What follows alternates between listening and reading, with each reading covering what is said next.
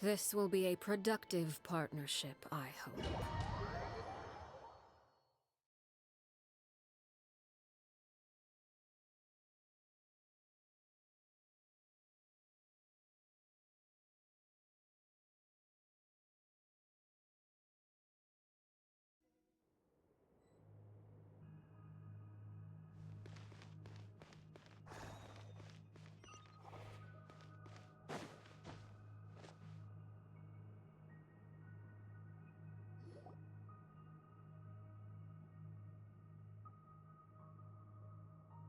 Are these people...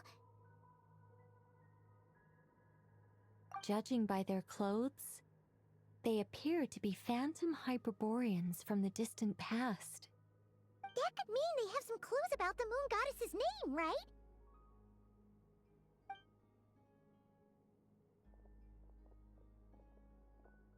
Hey there!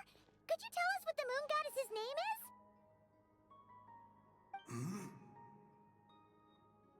Sorry. That's probably a weird question, huh? How do we explain this? The moons are long gone, and their goddesses are dead. Their names no longer mean anything. When a new moon goddess is born, we will surely know her name.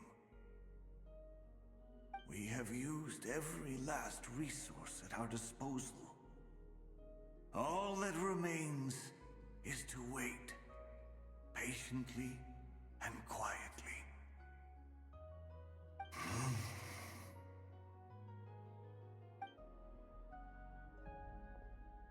Were the people of the past all this devout? It looks like this phantom doesn't intend to converse with us any further. Surely the new moon goddess he speaks of must be Columbina. Alas, Kuthar's birth came long after the age in which he lived. But, maybe if we find a phantom from a more recent age, they might know Columbina's real name. True. Keep an eye out. We should be able to tell which era they're from by the clothes they wear. Yeah, you've been pretty talkative this whole time. What changed? Oh, nothing. I'm fine. You all make good points. When the Hyperboreans speak of moon goddesses, they mean the three from truly ancient times. I can't imagine they would know anything about our current moon goddess. There once was a time when the moon goddesses blessed them greatly and protected them from harm. So, when the war between the gods and dragons plunged the world into chaos, it seems they looked once more to the moons for help, praying for a new goddess to be born. Yeah, that checks out. Let's continue on. Who knows what else we may discover?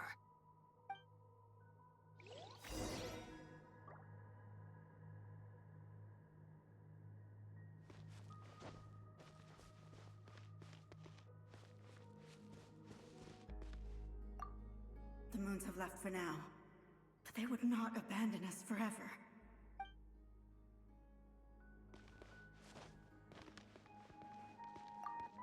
When the moons rise again, we shall receive their protection once more. Even in the darkest hour, there is always a way out.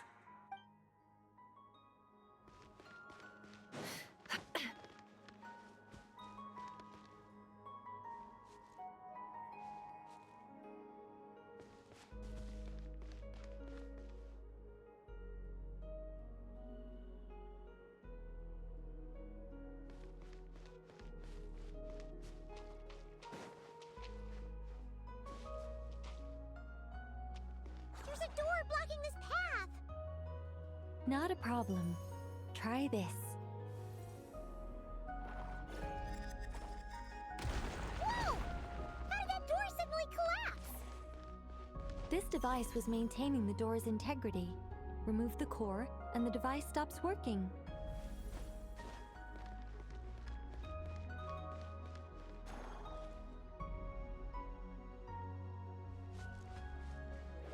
Is this our destination? Impressive. More precisely, this is a device that will help us reach our destination. Let's go. We still have a long distance to cover.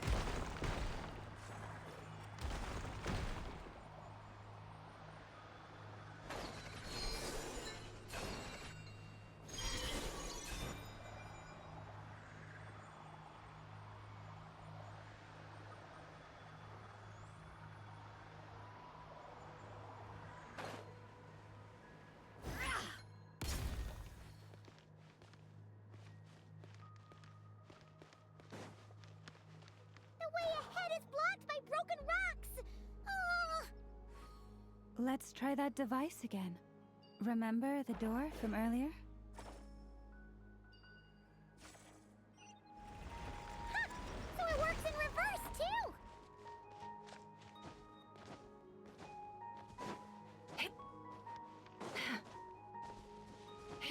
The humans we see are all phantoms, but the monsters are real.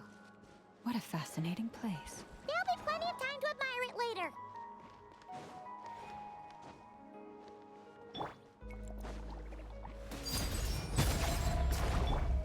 Leave this place.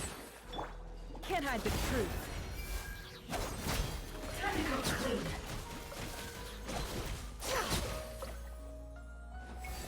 No more lies. Time to go clean.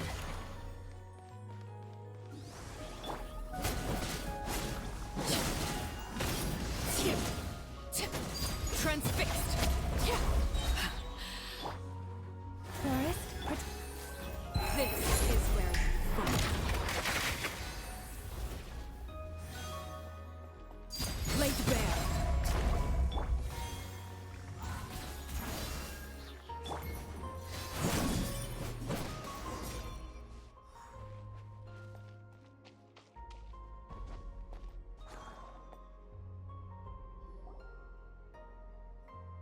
Ooh, there's a whole bunch of artwork in here. Seems pretty old. Nicole, this is probably your area of expertise. What do all these paintings mean? Let me see. To understand these murals requires some knowledge of the history surrounding the War of Funerary Flame. I shared a little of this with Lauma before. Yes, I think I follow. The dispute between the Moon Sisters, the transformation by Nibelung. Oh no, it's no trouble. I'd be delighted to share the tale again. Alright then. Tevat's 3 moons and their goddesses were brought into being by the will of Nibelung, the then ruler of Tevat. But when the heavenly principles came, they changed the world completely, down to its very foundations. The moon goddesses were nowhere near strong enough to challenge this entity. But the heavenly principles did not view them as heretical entities that had to be removed. Essentially, the 3 moons existed to keep this planet alive and operational, which did not directly conflict with the heavenly principles' aims. Nevertheless, the inherent precariousness of this arrangement would soon be revealed. Nibelung returned. Yes. He did, and thus began the War of Funerary Flame, a battle for dominance between Nibelung and the heavenly principles. Discord would soon emerge between the 3 moon sisters. One would voice the opinion that they should follow Nibelung, for it was he who first hung the moons in the sky. Another would argue that taking sides in the conflict would only bring the world closer to ruin. there was no telling where it would lead. Especially since their creator had returned, bearing the perilous power of the Abyss. Nibelung would eventually discover their disloyalty. He had all three imprisoned before transforming the moons into weapons with which to fight against the heavenly principles. What? Weapons? Yes, the very moons that had once defended the planet became instruments of death and destruction, striking terror into the hearts of all living things. And although the heavenly principles and the three moon sisters had once been at peace, it now seemed that the moons posed an unacceptable threat to Teyvat. It is possible that the heavenly principles did not know of the goddess's imprisonment. If so, the weaponization of the moons would surely have been viewed as an intentional breach of the peace agreement.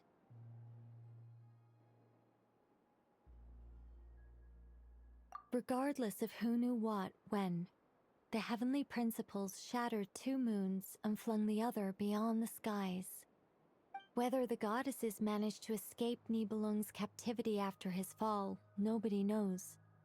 But this much is certain. From that day on, the moons no longer belonged to Teyvat. The rejection slowly drained their power until eventually they passed away. So that's the full story. You say the moon ceased belonging to Teyvat from then on. Why then would Columbina be born here? That is perhaps due to the lingering connection between the Frost Moon, which was not shattered, and this world. You could see it as the three sisters' dying wish. They never desired war. All they ever wished for was to protect this land. I see. If the final fate of the three goddesses is as you say, then Columbina faces the same grave danger. Our investigation has yet to bear fruit. We must hurry. Yeah, you're right. Let's keep going.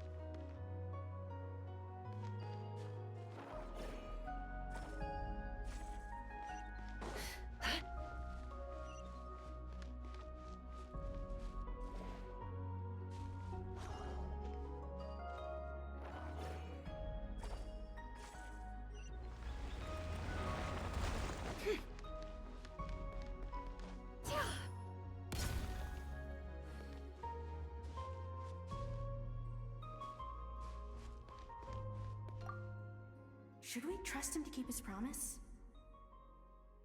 We have to. There's nothing else we can do.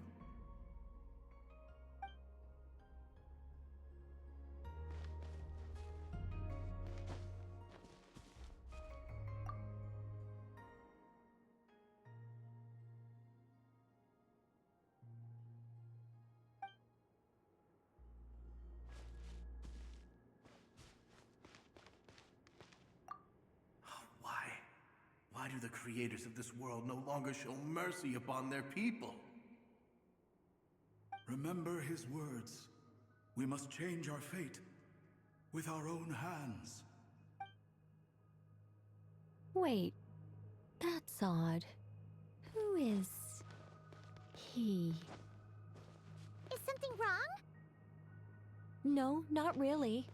It's just that over 30 possibilities emerged in my head, so I can't be sure who he is. It's been too long. My memory isn't as sharp as it once was. Okay. 30. Wow. Impressive.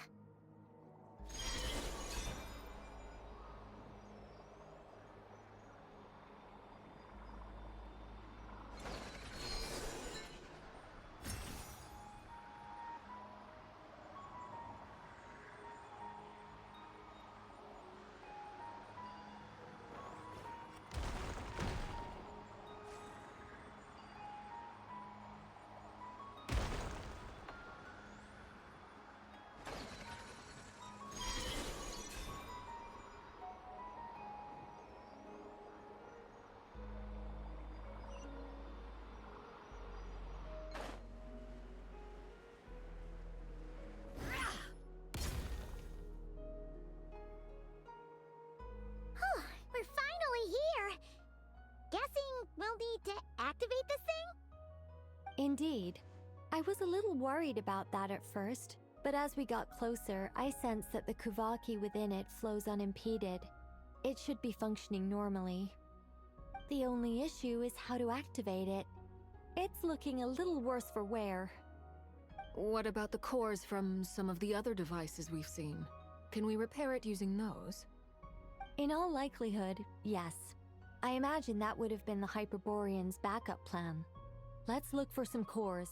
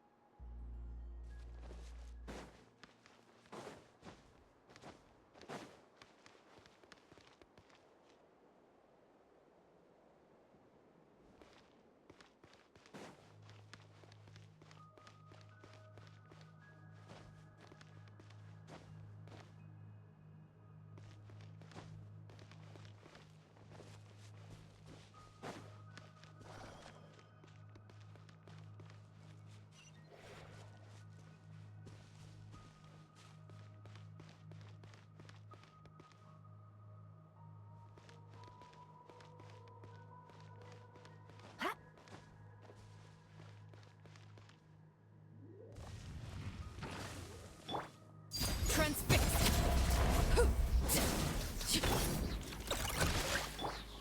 You pull. Commendable. I hear children singing.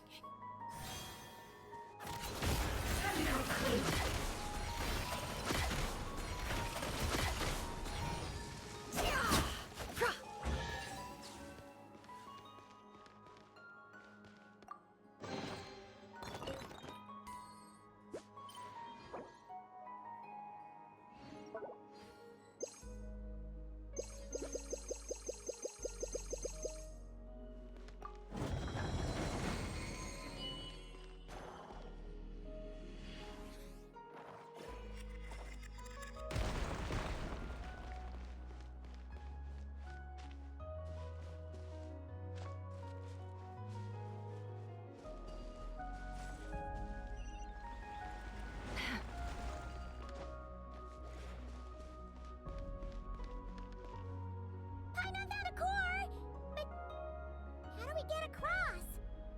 Walk up, then jump down.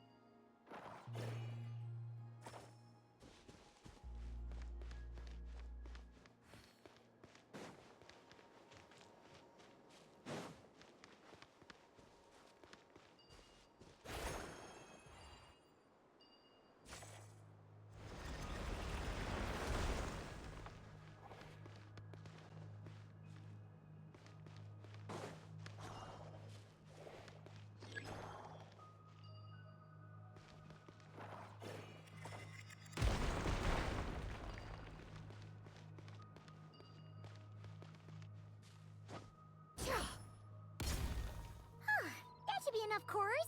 Let's head back.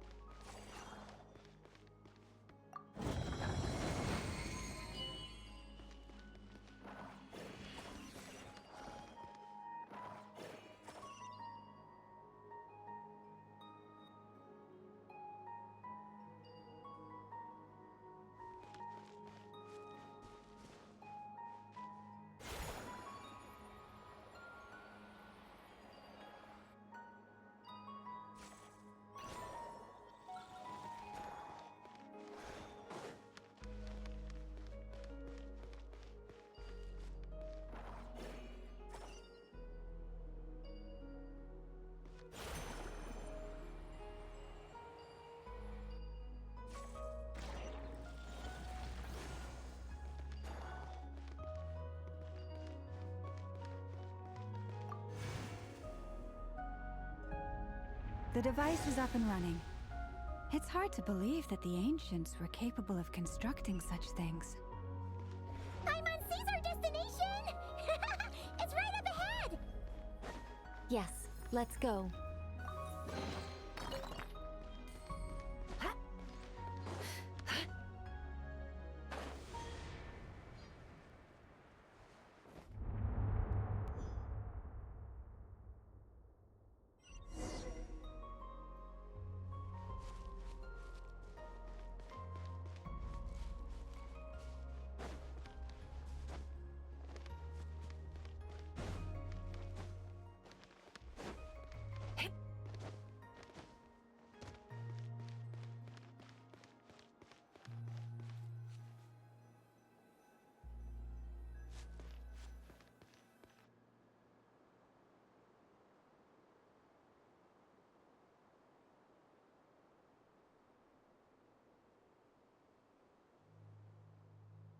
This is where the people of Hyperborea communicated with the moons. We need only place the moon marrow upon this platform on Moon Prayer Night, and we shall be able to open a portal to the moon and send our moon goddess back home. The assumption being, of course, that we can find her first. That's right. You want to know if it's safe there, don't you? And yet, she has no choice but to return. You know this. That's not the only issue here. This is the end of the line, right? We've explored everything we can.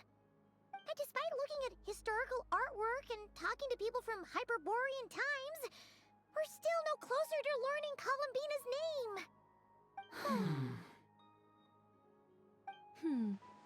If it's not too much trouble, could you tell me exactly what Alice said to you about finding her name?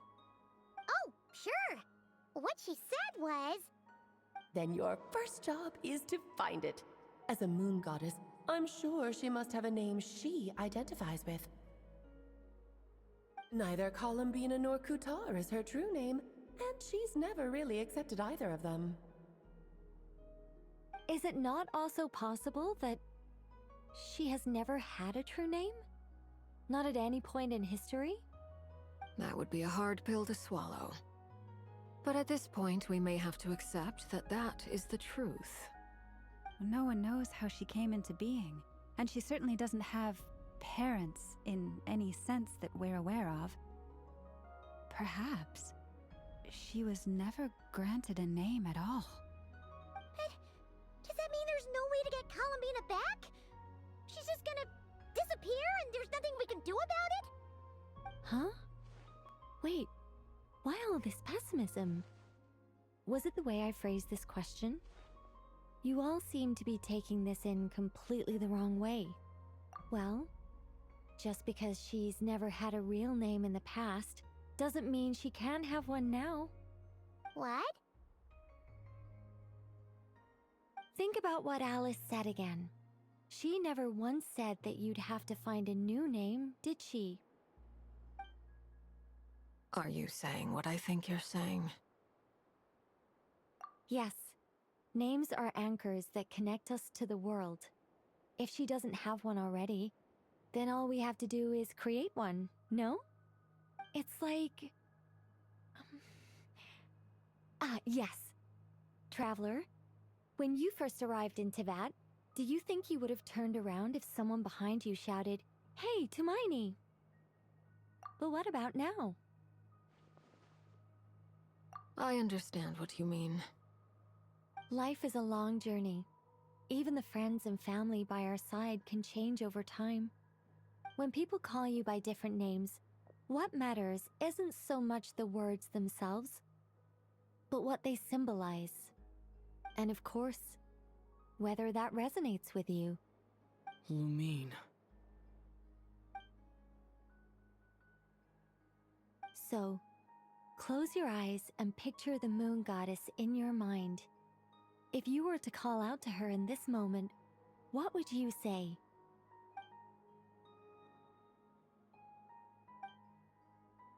Columbina. Columbina. Paimon would call her Columbina too. She has long forsaken everything that Kutar represents. I think from now on I should call her Columbina too. Well, it sounds to me like you found your answer. Are you sure? Is it really that simple? We haven't found her this whole time, and not for lack of trying. For a journey like this, the process is every bit as important as the outcome.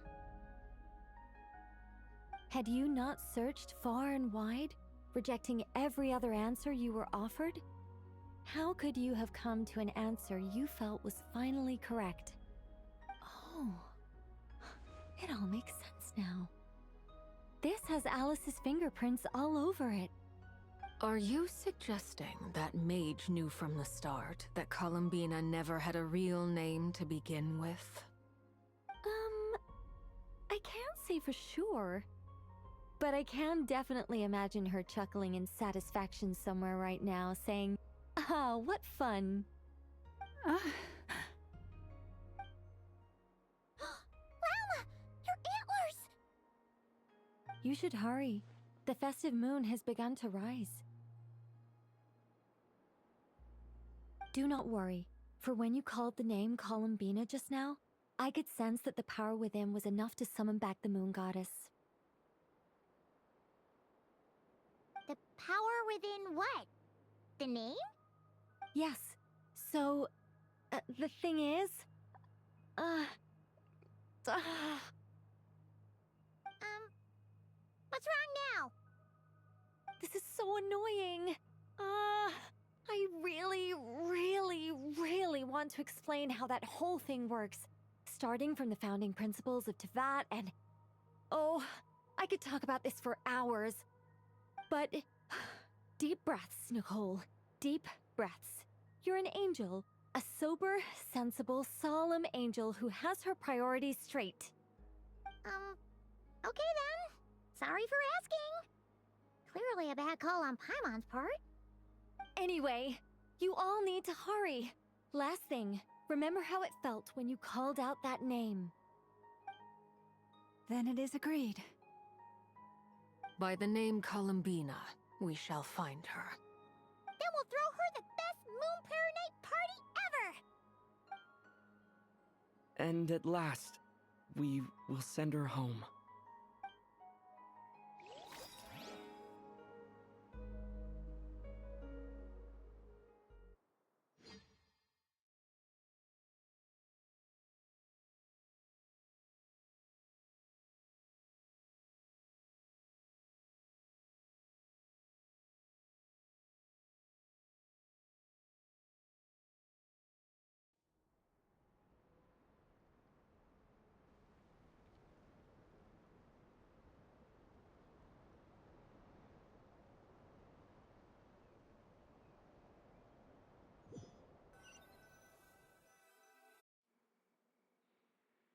I can barely move anymore. My consciousness is fading away. Have they come back out? I'd love to see them one more time.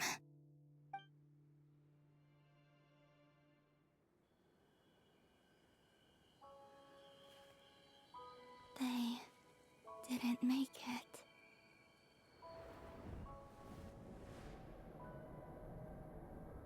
Could you tell me your name? My name is... Columbina!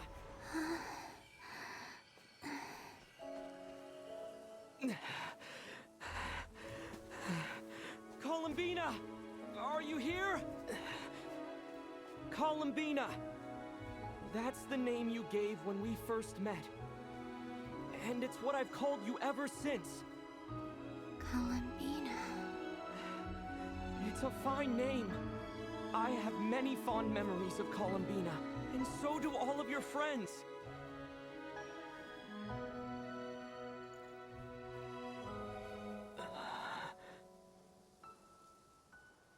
If you like this name...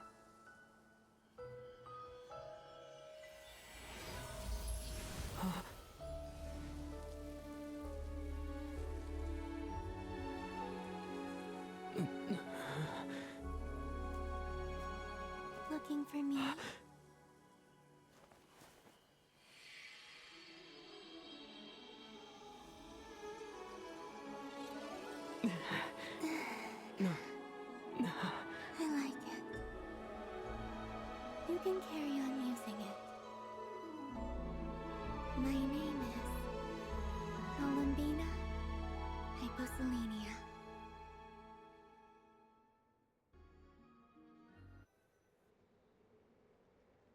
Columbina Hyposelenia. That's a wonderful name. I never thought that Columbina would become my real name. But after I met you and my other friends, the things that this name stood for slowly began to change. It went from being a Fatui code name to something my friends call me.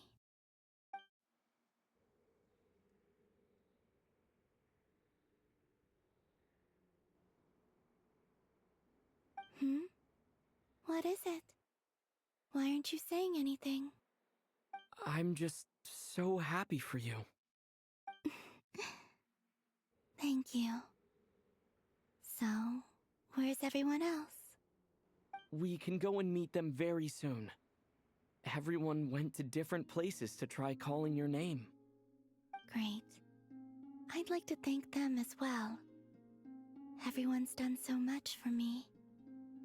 Searching for my name, entering those ancient ruins. Huh? Wait, so you were... Yes, I was there. Not physically, but my consciousness was still holding on. I followed you the whole way. Starting from when? You turned around and called out my name while you were in Nasha Town. Do you remember?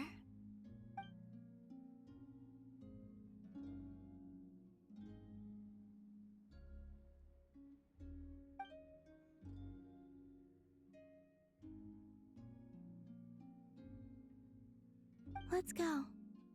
We don't want to keep them waiting. Sure. In that case, come with me. But... Hmm? Before that, could you call my name one more time? Sure.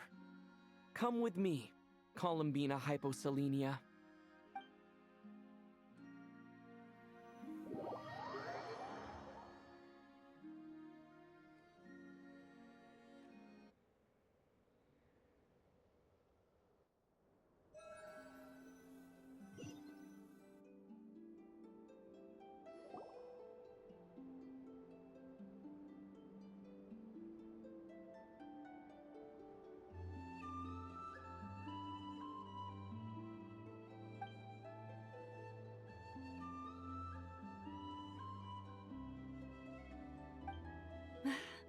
Columbina!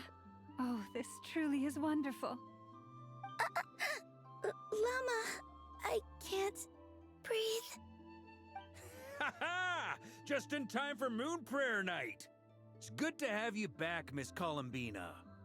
Yeah, we were worried sick. Thank you, my friends. With your help, I now have a name that belongs to me. Columbina Hyposelenia.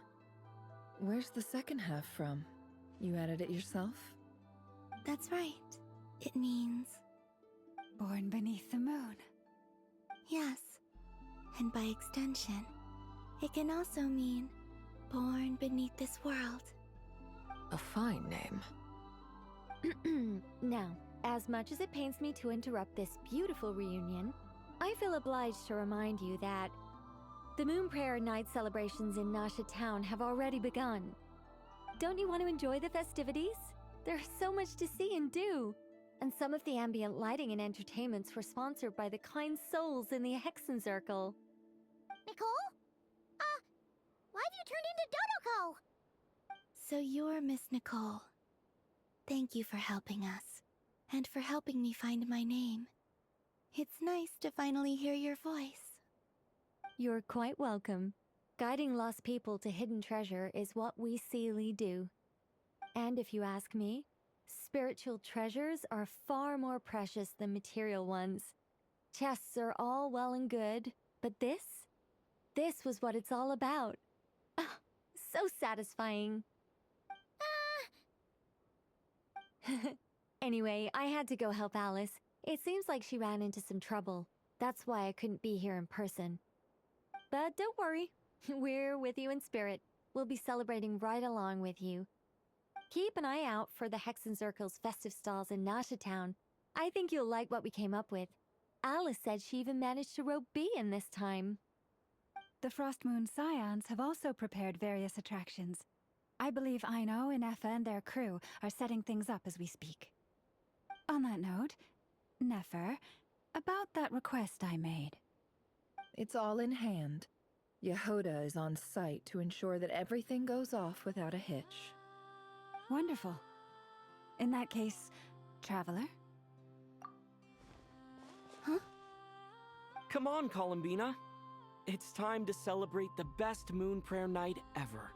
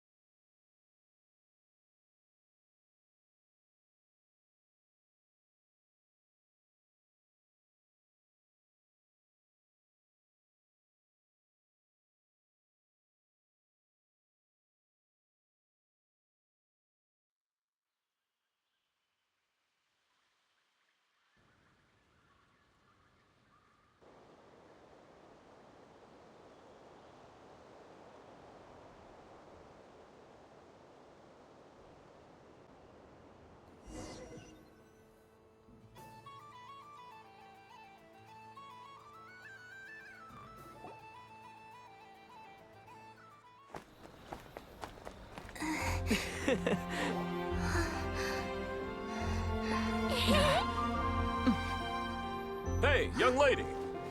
Would you like some Moon Prayer Night candy? Happy Moon Prayer Night! Oh, yeah, I almost forgot to say. Welcome home, Moon Goddess.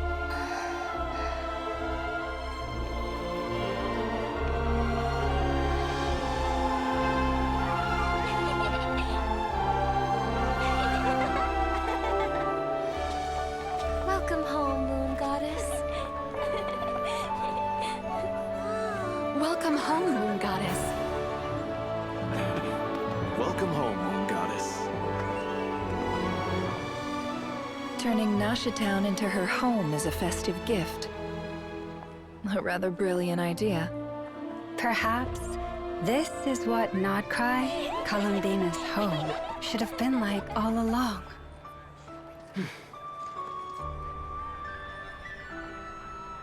Thank you for the gift. I like it a lot.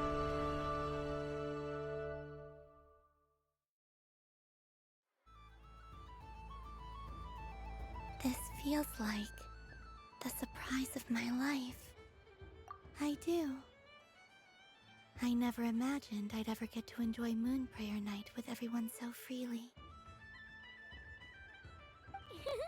If you're happy, we're happy. Quite a strategy you came up with. Hide the tree in the forest. It's not your usual style, Lauma. Is there something about Moon Prayer Night that enhances what's in your head as well as the antlers on top? Apparently so. It even inspired a perennial penny pincher to use their resources for a greater cause. It truly is a magical festival.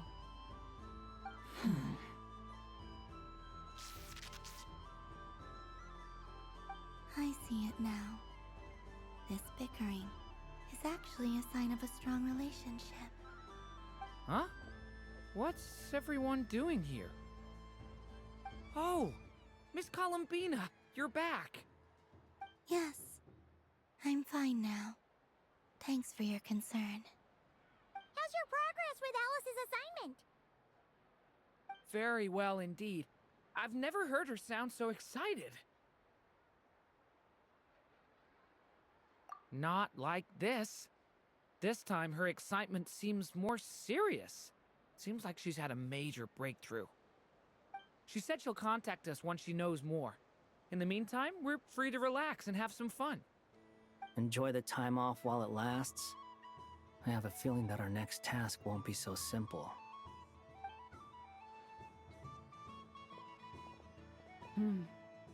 I should go. I still have a few things to attend to at the Frost Moon Scion stall. And I think I'll take a look around. With any luck, this once-in-a-year festival will come with once-in-a-year opportunities. Hold up a second. Where's Varka? I believe he made a beeline for the flagship the moment he entered Nasha Town. Ah, that's Mondstadters for you. They know what they want when festivals roll around. Goodbye for now, Columbina. I hope you have a wonderful night. I will.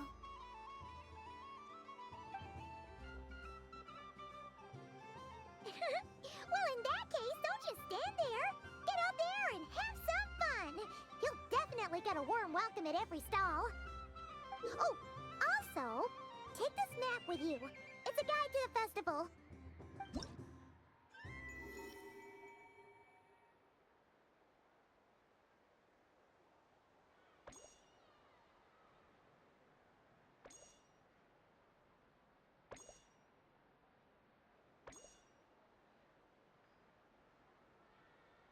The Frost Moon Scion stall is over here. Lauma's invited a whole bunch of cute animals to celebrate too.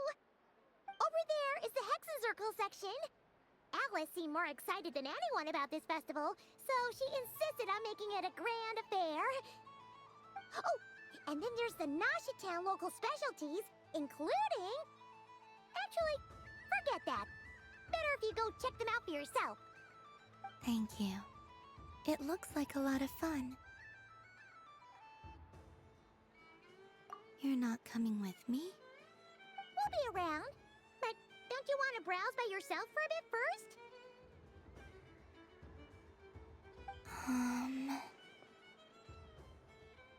Yep. If you find something you like and want to try it out together, just give us a shout. We'll be right with you. Otherwise, just relax and enjoy yourself. There's so much on offer, so try to experience as much as you can. And don't forget to stuff yourself with all the delicious festival food!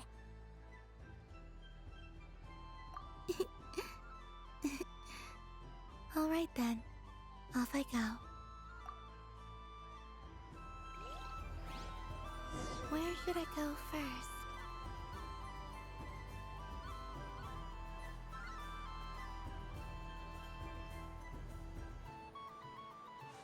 This must be the mage's stall.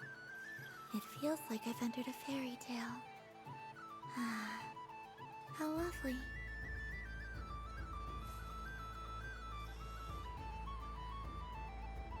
But I was aiming right at it!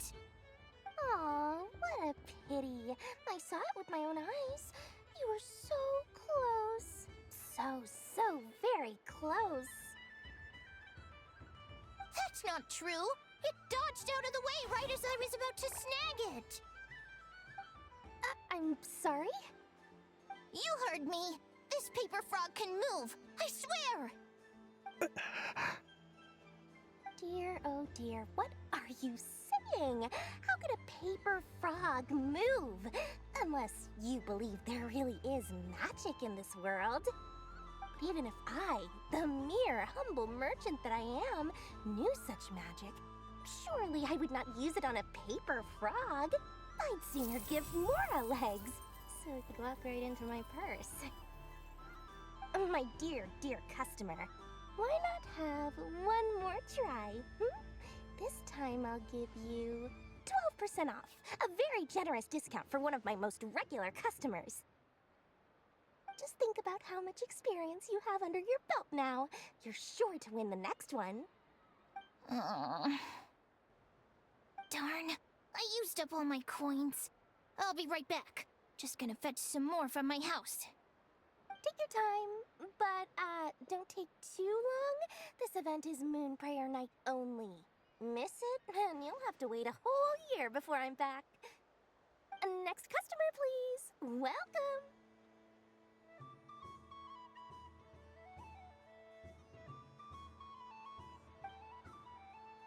Hello.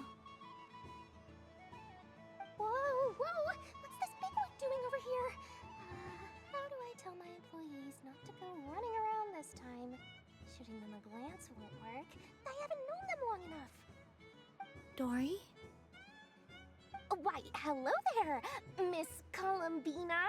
Would you like to play my ring toss game? The rules are very simple, and it's easy to get the hang of. How much for a round? Oh, first time's free. Not a single mora. After that, well, we can cross that bridge if and when we come to it. But with your sharp sharp skills, I'm sure you'll win all the prizes in one fell swoop. That was an obvious enough hint for them, right? Right?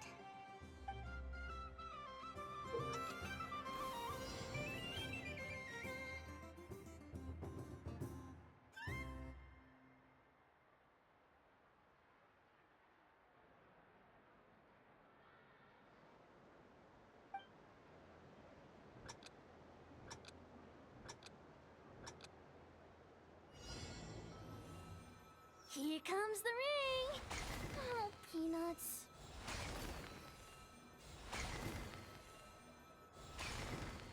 Change tracks. Roselle, should we move or not? Just a tiny bit. All right, then I'll... Oh, sugar plums, not the clock hands. How do I move the legs again?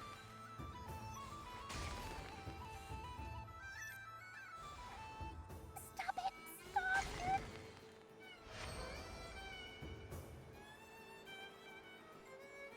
Let's see now. Let's see. Wow, very good. That's the highest score we've had all night. And here's your prize. Now, how about another round? As for the cost... Happy Moon Prayer Night, Miss Columbina. Happy Moon Prayer Night, Durin and Hat Guy. Are you here to play the game? Yes.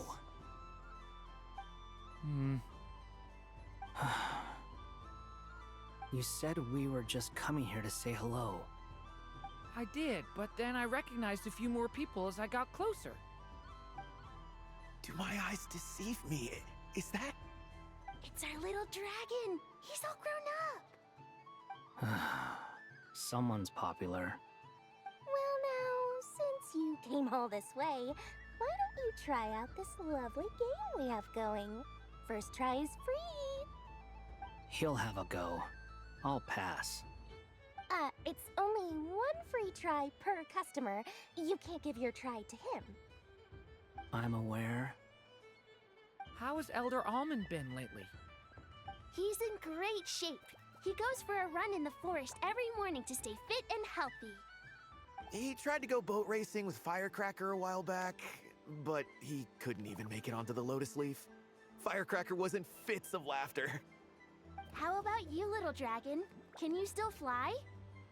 Yes, I can. But you've become less chatty. Has growing up been tough on you?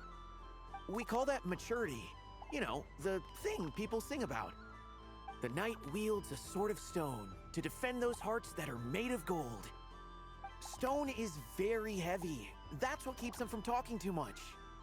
That's awesome! I want to be a knight when I grow up too.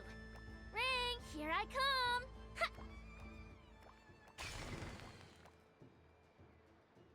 Oh, the hat-wearing man. I never thought I'd see you again. You seem more determined than when I saw you last on the train. If you say so. Oh, I do say so. The people you once helped see it clearly. It's because you are once again on the right track. May the engine in our hearts propel us to the station of our dreams. I can move! I can move now, Roselle! What are you doing, running into the rings like that? You got them all so quickly! I've never seen anything like this in all my travels! Is this guy actually an old friend of theirs? But how? They're origami animals and clockwork people from a fairy tale! Getting to know them would be quite an arduous task, unless they share a hometown? I have to get to the bottom of this. Next time I see the Great Mage Alice, I shall demand answers. Thank you, Dory. I had a lot of fun. Now for your prize. Where did I put it? Give me a moment to dig it out. Oh, sweet grand prize. How I wish I didn't have to let you go. Good thing I've already turned a profit from the customers earlier in the night. Otherwise, I'd have wasted all my hard work. Okay, I'm back. What? I leave for 2 seconds and someone's already claimed the grand prize? Oh, well, these things happen, you know? Perhaps you'd be interested in one of the other prizes instead. We've got all kinds of wonderful goodies here. Is this the thing you wanted? Here, you can have it. Huh? But... Don't worry about it. It will be happier with you. Oh, thanks so much, miss. Moon Goddess. Oh, goodness gracious, Columbina. Give me strength. How am I supposed to make any more money from this child at this rate? Daddy, look! That's the game I was telling you about! Forget it. She is the Moon Goddess after all. I'll think of some other way to swing this. Maybe I can try to hook this new kid. Huh? Oh, someone already won the grand prize. You can take mine if you want. What? Why? Why are all these bleeding hearts coming here to ruin my business? Happy Moon Prayer Night, everyone. Happy Moon Prayer Night.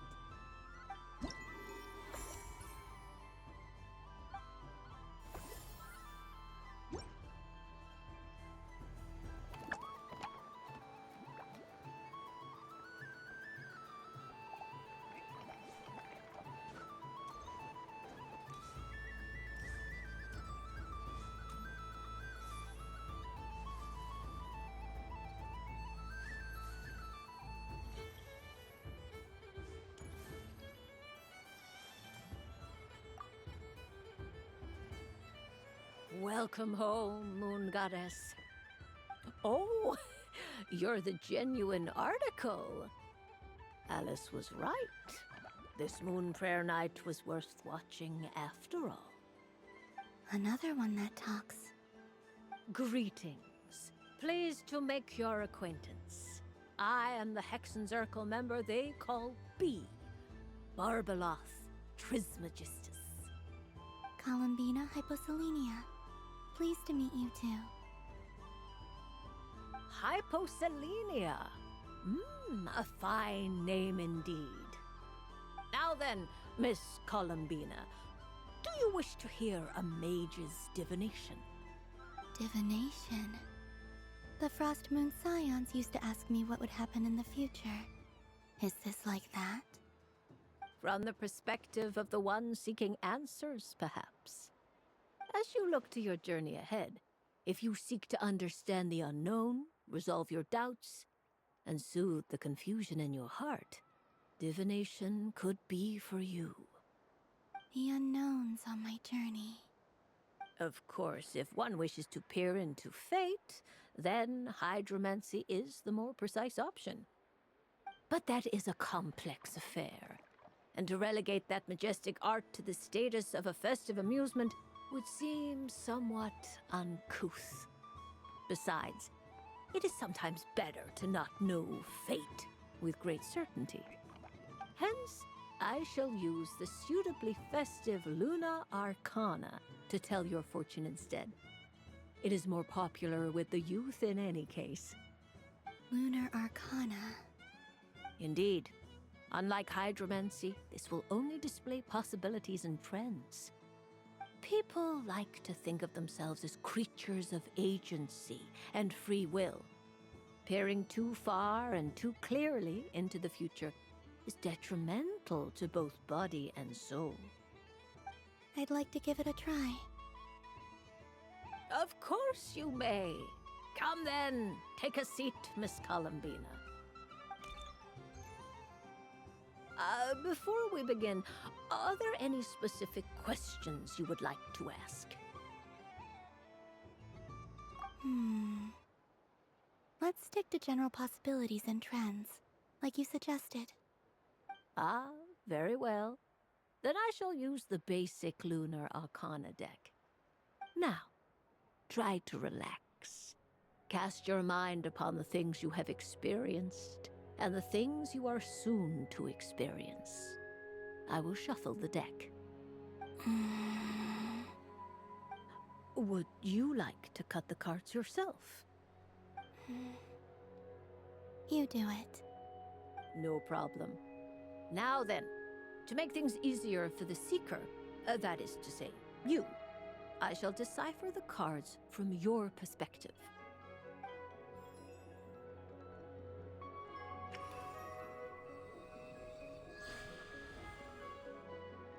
Please, draw the first Lunar Arcana. This represents destiny and is the foundation for the divination as a whole.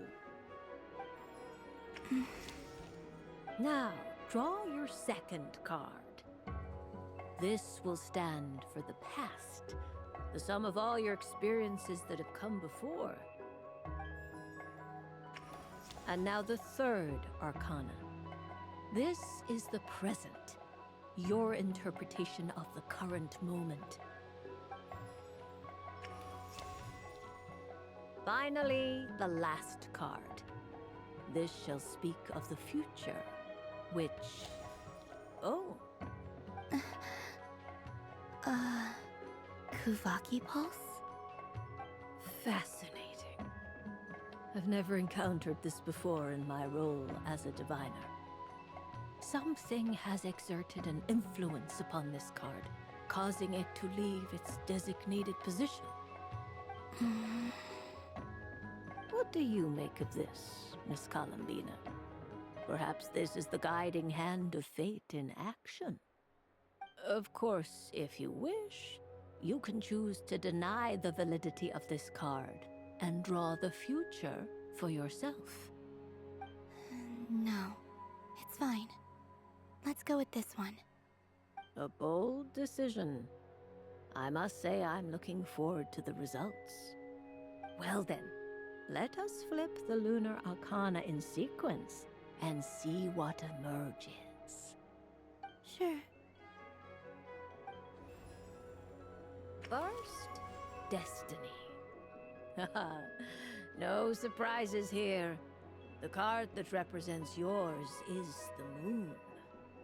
The moon. Indeed. The moon can represent the truth at some times, but deception at others. False peace, destructive calamity, and the world-changing power that lies within. When the moon is placed on the destiny tile, it indicates that your destiny is not what it may appear on the surface. Instead, it may yet have a hidden side. It symbolizes a journey through the fog, fraught with uncertainty and deception, where one must face inner challenges head-on. I don't understand. Patience, my dear. This is but the first card, which serves as a basis for the interpretations that follow.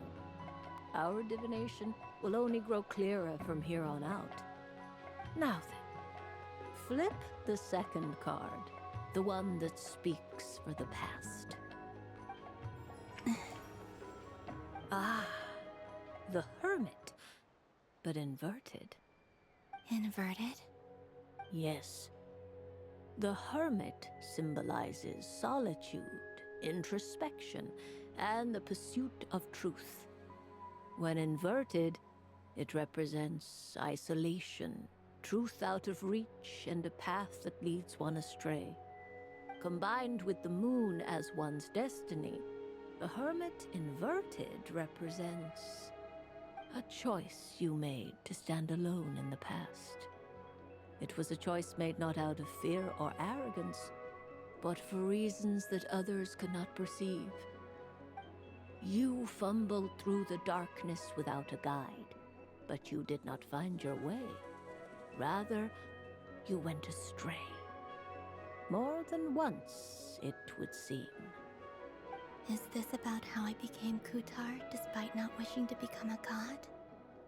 And how I joined the Fatui because I yearned for a place to belong? I suspect only you know the answer to this question. All is not lost. The past is in the past, and so it shall remain. Shall we look into the present now? Oh my. The lovers. One of the most interesting Luna Arcana. What does this one mean? This means that you have had an unprecedented emotional experience. The joy of finding your soul becoming intertwined with that of another. A precious and wonderful thing indeed. It's true. I've made a lot of friends recently, and they are very good to me. I like them a lot. That sounds lovely. I am most delighted for you. The lovers can also represent important decisions, perhaps related to a parting of ways. Now, if I were to guess... Yes. My return to the moon. I understand. Parting with friends is never easy, Columbina. But rest assured, this is not the end of your journey.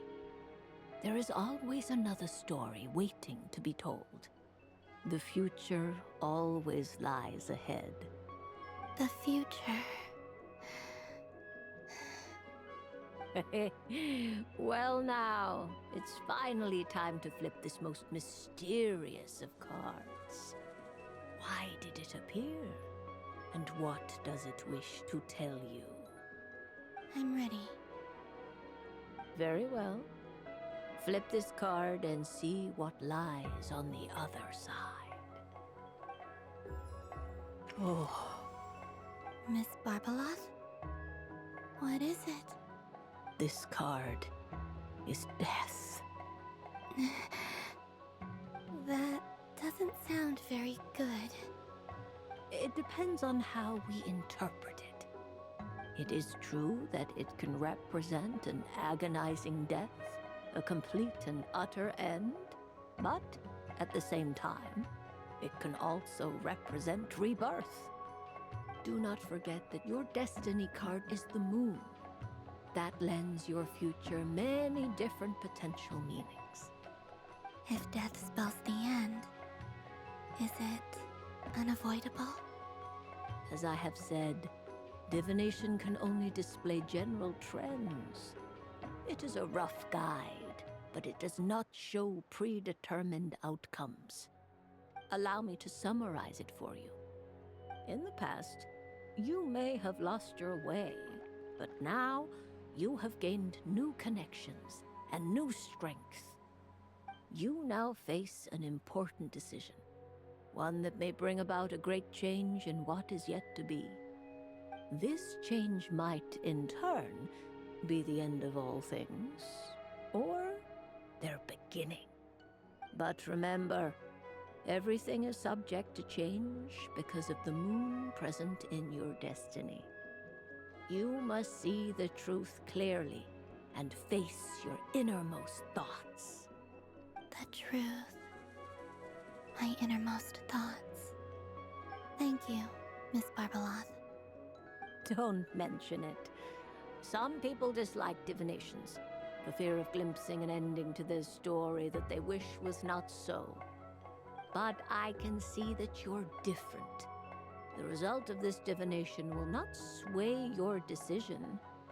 This is a rare quality, and one that diviners always hope to see in the seeker. We are here merely to guide, not to exert undue influence. I understand. Go then and illuminate your future, Miss Columbina. The moonlight that shines from you now is most captivating.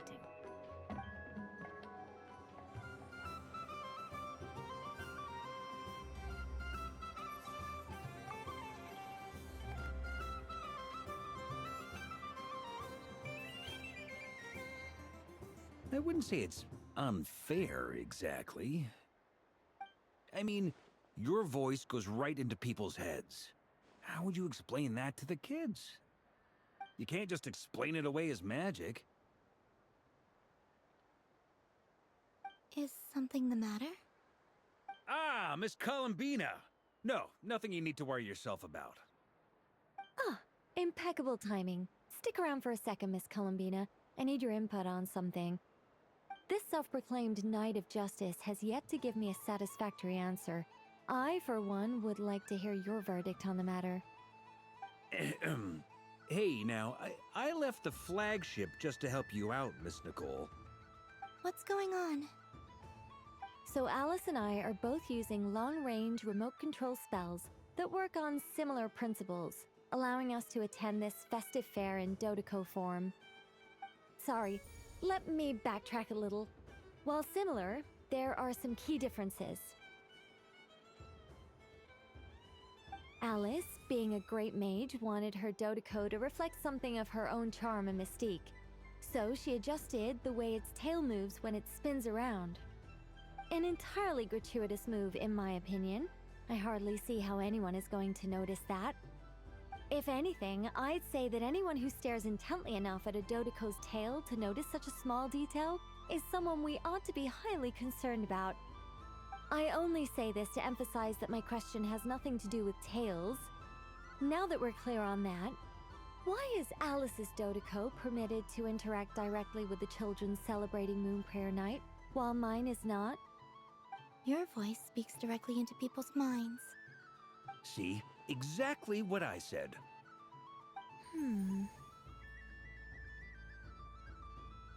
Miss Nicole?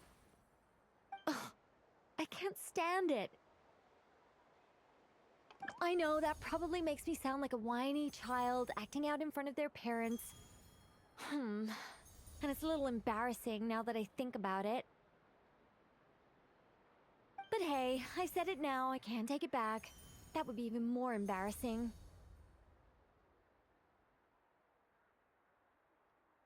Also, don't go reading too much into that analogy. It was off the top of my head. I'm actually an awful lot older than either of you. Miss Nicole, are you saying that you'd like someone to play the game you've prepared? I'm not so invested in that. It's just something cobbled together using items I borrowed from Alice. She probably didn't even make them herself. The point is, I want to know everyone's thoughts after they receive their prizes. But as you've said, I can't just ask.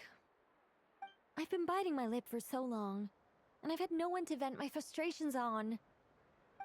I thought this was going to be a nice, straightforward festival where I'd get the chance to guide people to treasure. Well, can I play? I can't guarantee that I'll win a prize, but... You will? I'd like to try. Then what are we waiting for? Let the game begin! It's like they forgot I was ever here.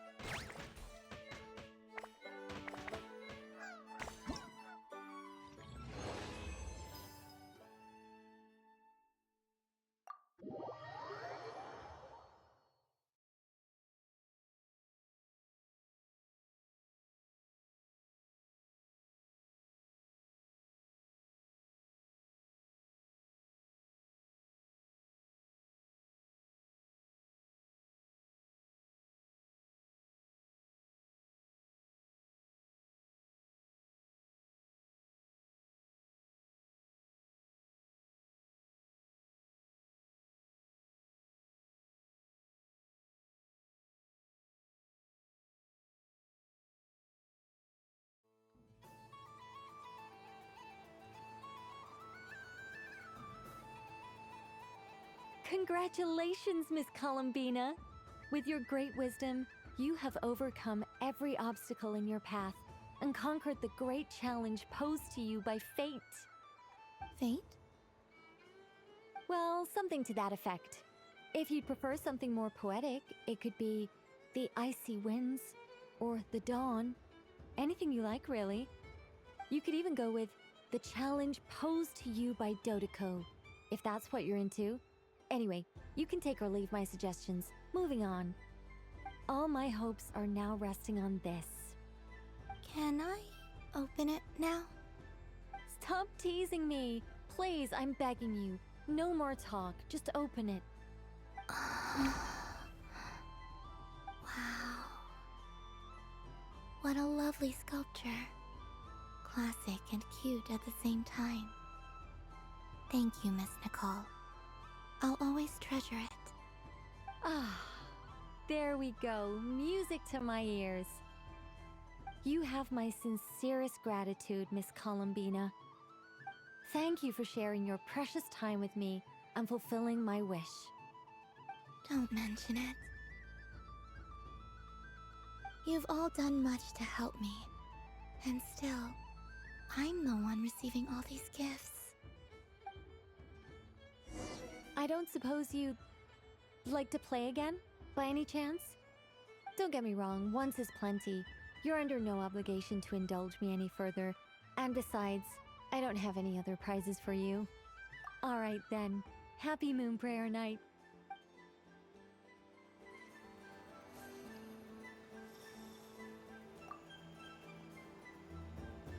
A soft and furry creature that bounces and jumps. Welcome home, Moon Goddess. This one talks too. Allow me to introduce myself. I am a Dodeko from a distant archipelago, the most mischievous of all my Dodo brothers and Dodo sisters. When the going got tough, I powered through, and when I met obstacles, I boomed them away. That sounds like a lot of fun. Doesn't it just? Oh, but then the trouble started. Recently, I found a lovely beach, the same beautiful jelly color as my hometown, and so I dove in to have a look. Only to find it overgrown with seagrass and nasty little spiky fish everywhere, looking to turn me into a Dodeko kebab. I made it back to shore by the skin of my teeth, but my tail was sorely hurt. Couldn't you just boom them away? Oh, I wanted to, believe me. But I've heard that you, Moon Goddess, can understand animal speech. The last thing I wanted was to cause a gigantic fuss and get taken to court by a school of spiky fish. I'd be driven out of these waters for good, and my winter holiday would be ruined. And so, dear Moon Goddess, I was wondering if you might lend me your allegiance. Are you roping me into a crime? Oh, let's call it a once-in-a-lifetime carefree adventure. Does that sound better? All the festival goers tonight are dressed up as the Moon Goddess, but there's nothing to say that the Moon Goddess can't disguise herself as a Dodeko, is there? Besides, this is your home. You should be free to be whoever you wish. I'm afraid I'm not well acquainted with Dodekos, Madam Mage. Oh, that's quite all right. We Dodekos are innocent, happy creatures with a free-spirited nature. Many, like myself, are mischievous troublemakers. Others are lazy souls who like nothing better than to lie down on a nice rock and take a nap. In our eyes, every creature who yearns for happiness and freedom is a Dodeko. But perhaps in yours, we Dodeko are a fluffier and more mischievous breed of Kuhenki? Yes, that is a much easier image to follow. Oh, wonderful! Then let's play! Grab onto my tail and follow me into the sea! Time to settle some scores with the bad guys!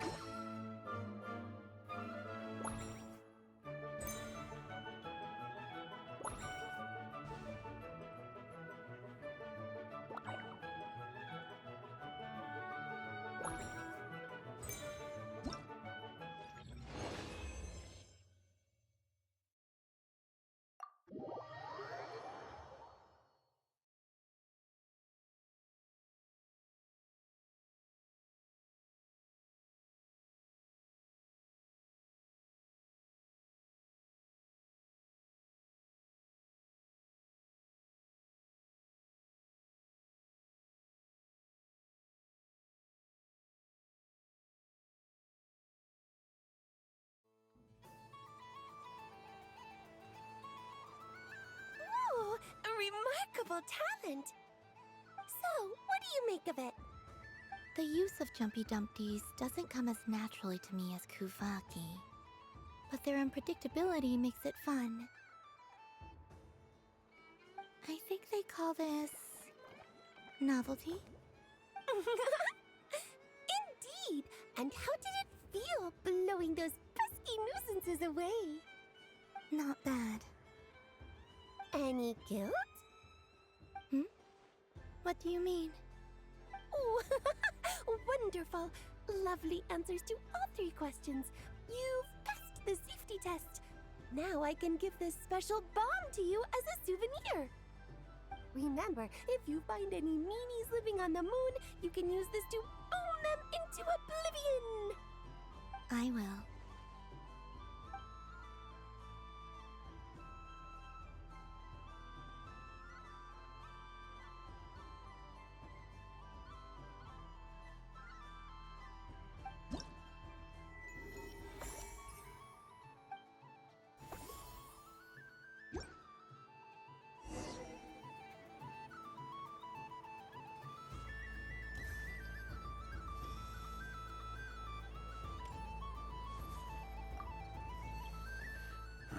It'd be rude to just leave without saying anything.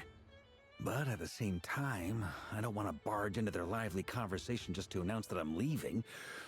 I guess I'll just wait a little longer. Huh? Albedo? This sketch is for you, Grandmaster. Oh, a gift for me. Thanks.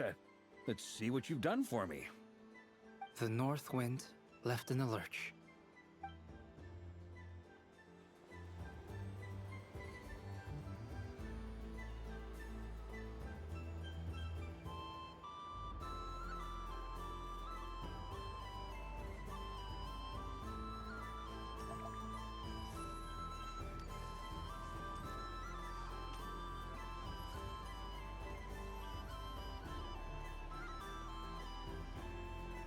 Dodoko's Whirligig! Come check out Dodoko's Whirligig! Ah, welcome home, Moon Goddess. Might I ask what this is? Ah, it's a very special amusement sponsored by the great mage herself. Ride on a soft and furry Dodoko and embark on an unforgettable adventure. I say that, but I'm just following a script here. Who is this mage, anyway? And what the heck is a Dodoko? I'd like to ride. No problem. But, are you by yourself? Is that not okay? Oh, no, it's fine. It's just that each Dodoko can accommodate 2 passengers. Would you like to bring a friend along? My friends... That should do it. Now, we just need to get everyone else to draw something on it too. But we gotta keep it a secret from Columbina.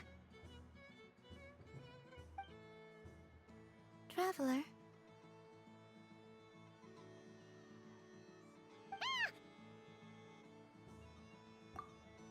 I want to go on that ride. Will you join me? Let's go then. Don't worry. Paimon will do the rounds. You go have fun.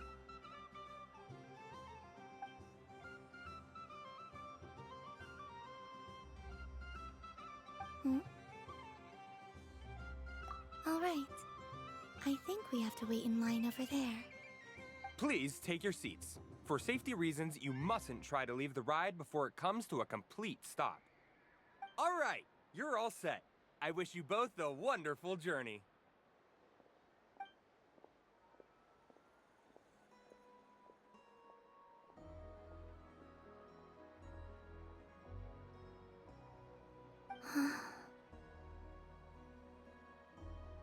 Not bad. It reminds me of riding a moon lane. Sometimes, the Kuhenki circle around me like this, playing their beautiful melodies. Yeah, I'm going to miss them.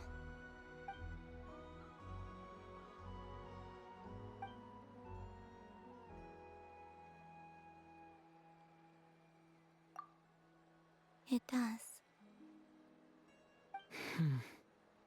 I've felt scared in the past, too. But this is a little different. You know something? I got to see a lot of fascinating things during my disappearance. I saw how the Frost Moon Scions act around their families. So different than how they used to act in my presence. And I also saw how they interact with their friends. It made me curious at first. Why do people act so sincere when they're worshipping gods, but save their truest, warmest feelings for each other? Slowly, I came to realize that it's because they trust one another. They know, deep down, that they'll be accepted for who they are. All of it. The good and the bad. I know. I knew it the moment you started calling out my name. What I fear now is the end. I fear losing all this the very night I have gained it.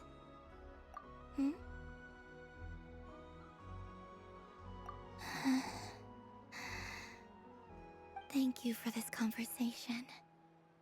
Thank you for listening to me. Don't worry. This fear I have, and the unknown that awaits me, they cannot hurt me. Not when I possess a treasure far greater. I just want you to remember this version of me. The real me. On this final night together.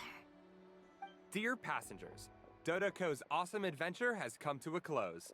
Please leave in an orderly fashion, and we look forward to seeing you again in the future. Don't want the journey to end, huh? Don't worry, you two. There's always another adventure waiting just around the corner.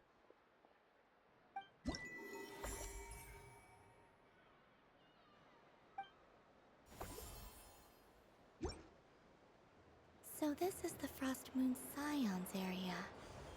It feels very familiar. But everyone looks much happier than usual.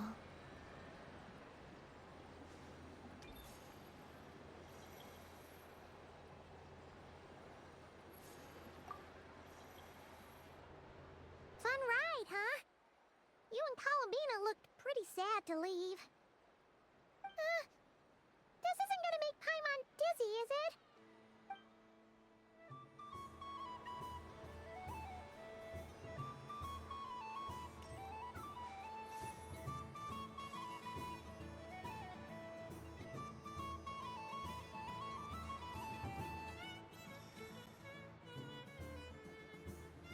Wow, the Frost Moon Scion stall looks kind of plain, but it's pretty cool once you get into it. I don't go to Hisi Island much, but it's got that, like, old world cultural feel. And if culture means we get more festivals, I'm all for it! Hello, Yahoda. Columbine... hello, Moon Goddess? That was too close. I almost gave the game away in front of the staff. Oh, wait. What's the deal with her shoes? They don't make a sound when she walks. I could do with a pair of those. Do you like balloons too? Balloons? Oh, you mean those? What's so fun about balloons? I'm not a kid anymore. They're probably more up Aino's alley. Yes. The animals seem very curious about these strange flying objects. I was drawn here by their voices. I recently learned a fun new game you can play with balloons, so I decided to come and give it a try. A new game?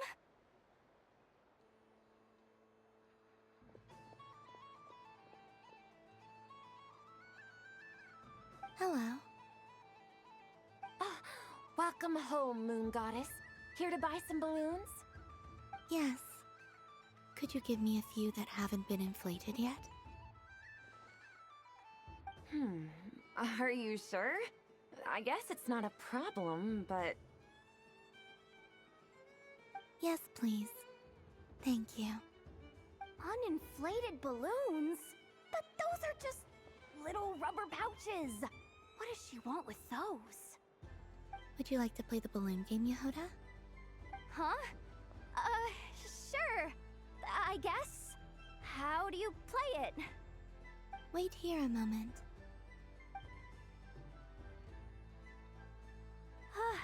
Oh. This is so weird. What have I got myself into now?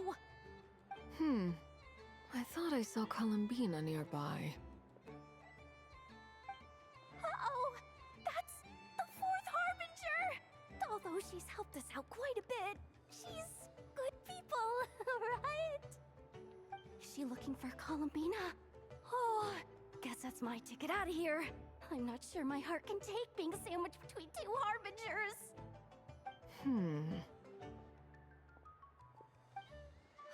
Which stall is she checking out? Oh, it's that other Frost Moon Scion's one. Try on the headgear, see what it's like having antlers or animal ears for a day. I wouldn't be caught dead wearing that stuff. So embarrassing. I have enough gear to carry as it is. Wait, what? She put it on? How peculiar. This would take some getting used to. I wonder if this is what it's like for Lynette. It really suits you, ma'am. What is this? She was so intimidating a moment ago, but now, dang, she's really rocking those ears. How does she make them look so cool? I suppose I may as well keep them on for now. All part of the festive experience. She's coming this way. How do you do, Miss Yehoda? Oh, jeez. Don't talk to me while wearing that thing. Where am I supposed to look? Oh, hey there. I'm looking for Columbina. Have you seen her? She just... Huh?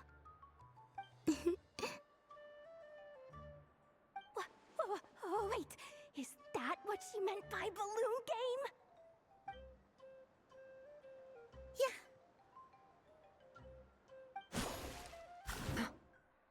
Huh?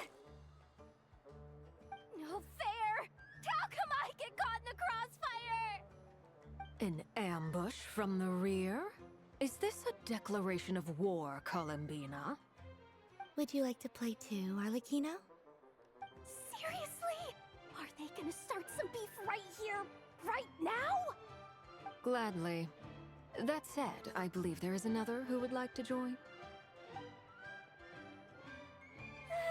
Boss Nev! Thank goodness! You've gotta get me out of here! Things are kicking off big time! Hello there. I'd like 10... no, make that 20 balloons, please. Uninflated. What? Miss Moon Goddess, I hope you're prepared to pay the price for assaulting my employee. Welcome to the game, Nefer.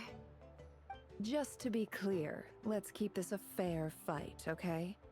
No strange powers, please and thank you. Naturally. Don't just stand there, Yehoda. Aren't you going to team up with me? Huh? Do I have to? Of course. Don't forget, the Curatorium has a reputation to uphold. I knew something like this was gonna happen.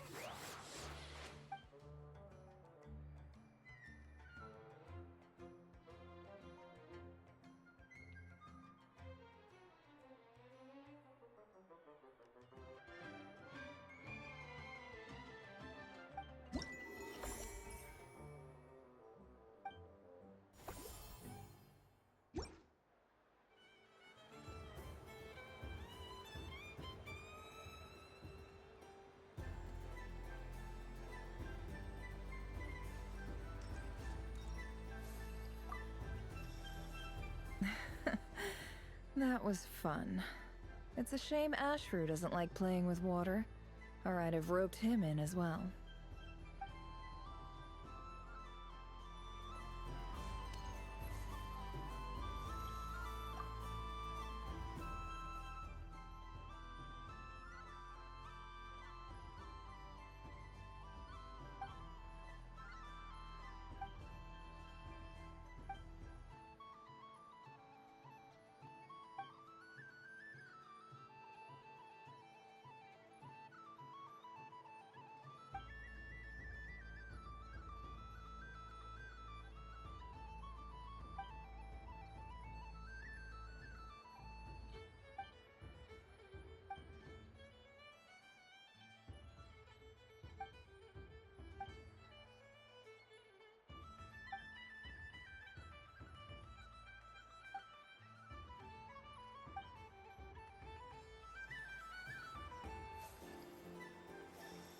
What's this? Should I give it a try?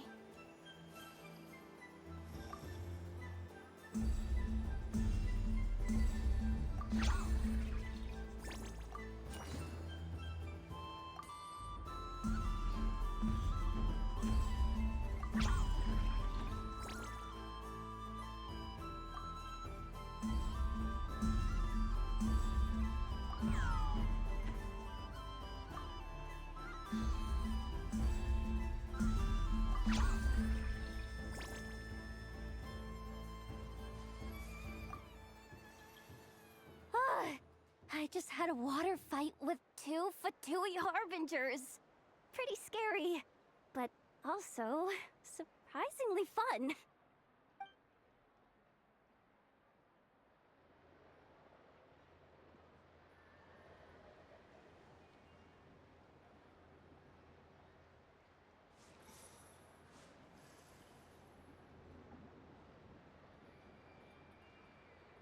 I wish for a never-ending supply of laka berries.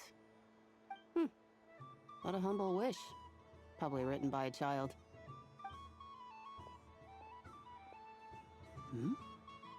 Is that Lama the Moon Chanter?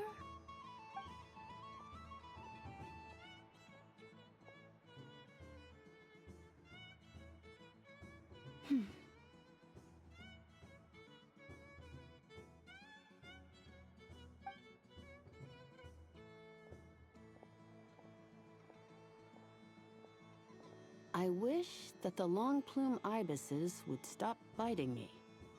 Oh dear, poor Lauma.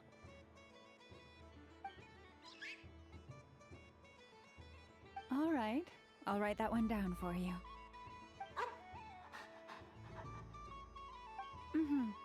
I got it. While everyone else is celebrating Moon Prayer Night, you're as busy as ever. I don't mind. It's rewarding work. A good kind of busy. My antlers are at their heaviest tonight, and the Kuvaki waves are especially strong. But as I help these dear friends hang their wishes up, I feel a great peace within myself that is hard to describe. You see, they are all such beautiful wishes, and they are ones that we can fulfill by our own strength. Do you blame me, Lama? I want to hear your honest answer. It is by the help of so many people that I can return to the moon. But I feel as though I've hardly done anything in return. You've done plenty, Columbina. I say this in earnest, both as someone who knows your history, and also as a friend who has seen what you've been through. What about as a moon chanter? I feel proud to honor our moon goddess's wish, and I'm sure any moon chanter in history would have felt the same way. Thank you for your kind words, Lama. But... Since you asked for my honesty, I won't lie to you. My feelings are mixed right now. Besides pride, I also feel... I suppose it's a reluctance to let go. Once you return to the moon, we will be far apart. and separated by a false sky. I'm sure those of us left behind will gaze up at that sky, yearning for the moon once in a while, just as you used to do. I will miss you, Lauma. I will miss you all. I hope to stay in touch. I will try and find some way to send messages down from the moon. Perhaps you could use Kuvaki. I've heard Yehoda say that signals can be sent using long and short waves, or strong and weak lights. That sounds a little complicated. What if we forget what the signals mean? We could prepare a codebook beforehand, but... You're right. It wouldn't really suit you. Still, whatever happens, I believe that you will find your own unique way of communicating with us. And now that I think about that, my heart feels lighter. Because you trust in me? Yes. I have faith in you, and in the power of truth. In my experience, the truth tends to be difficult, but that's what makes it stand out from what is false. So I'm confident that your thoughts and your love will shine through the curtain of lies. We will know it when we see it. Thank you. Now, could you help me hang up my wish? Is this?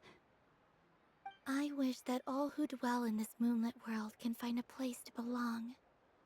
And I wish that I shall one day see my friends again. It's 2 wishes. I hope that's not too greedy of me. Not at all. And I think you speak for us all with the second one.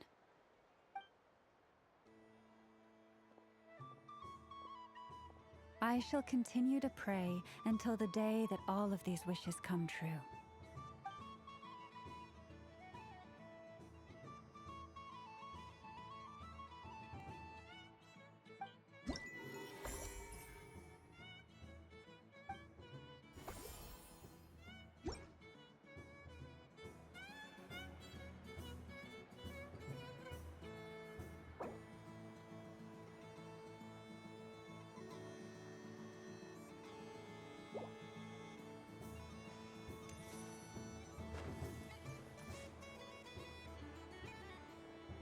Sunny days! I prefer sunny days. Ah, well, you are as warm as the sun itself, Moon Goddess. Very well. I believe your spirit animal has to be this most adorable chic badger. Wow! Thank you, Mr. Talking Magic Lamp. Have a very happy festival, Moon Goddess.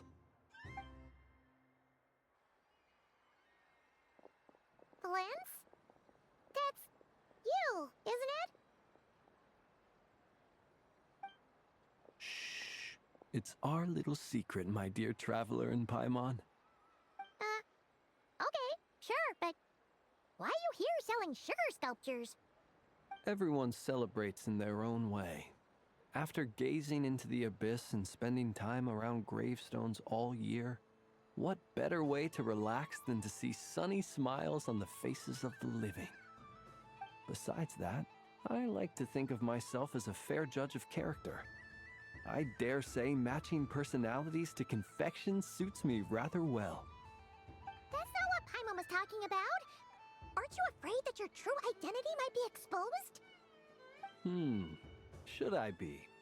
There is all manner of magic in the air this moon prayer night, thanks to the work of the great mages. I see Miss Columbina is hiding in plain sight. Why should I not do the same? Why miss this rare opportunity to enjoy a special evening in my true form? Fair enough. You got a point there. People who don't know you will probably think you're just a talking lantern. Well, now that we see eye to eye, what brings you here? Not a search for your spirit animal, I presume? Ah, well, actually... Here, see for yourself! Oh, this is... How wonderful. A beautiful idea. Yeah! We just met Barka, and he said that having everyone draw their own section was kind of boring. So, he did your bit for you. Ah, Varka. Ever the maverick. I see his artistic skills are truly one of a kind. In that case, I shall paint something on Mr. Albedo's behalf in a short while. What? Why not now? Ahem. Welcome home, Moon Goddess. Phew, that was close. Hello, Flins. She recognized you right away! What keen eyes you have, Miss Columbina. Especially considering they are shut. I did not see you. Rather, I sensed you. I can sense the fluctuations in Kuvaki all around me. One would expect no less of the Moon Goddess. Might I interest you in some candy? Yes, please. Excellent. I shall make some for you right away. Hmm? Something the matter, Miss Columbina? What about my spirit animal? All the other children carrying sugar sculptures are talking about it. Wait, is she taking the test seriously? Ah, my apologies. How could I neglect that? You are quite right, Miss Columbina. Every one of us has a magical creature living in their heart. Would you permit me to help you find yours? Yes, please. Do you prefer the day or the night? Night. Which of the 4 seasons is your favorite? Winter. Think of a perfect day. What is the weather like? Sunny, rainy, or perhaps cloudy?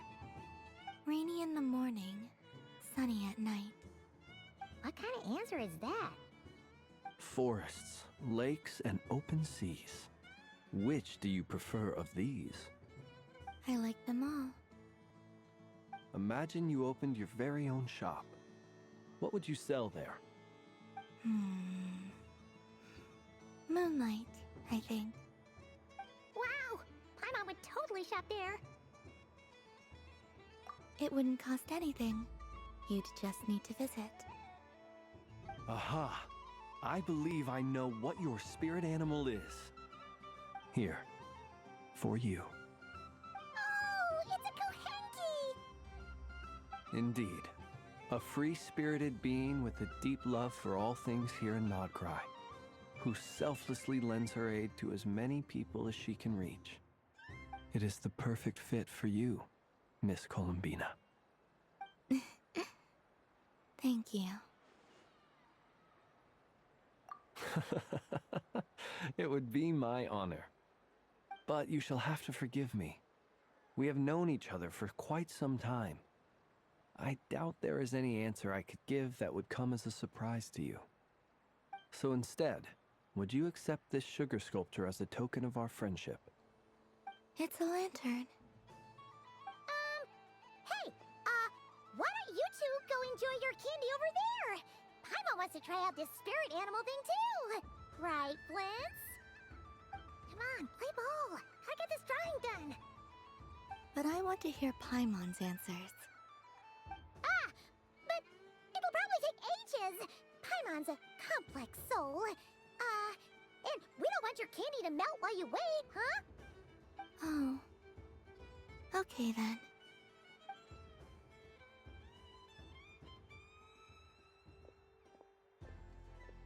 Phew. Nice excuse, Lady Paimon. That was some quick thinking. Yeah, no thanks to you. A little help next time?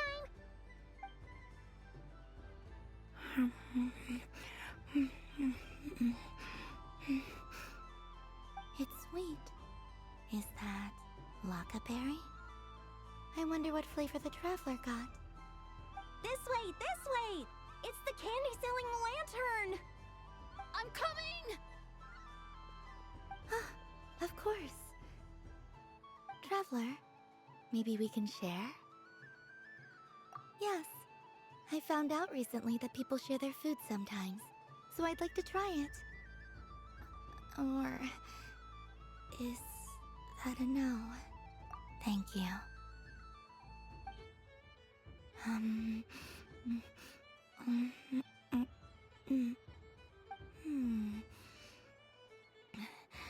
Yours is a little more sour than mine. Here, you try it.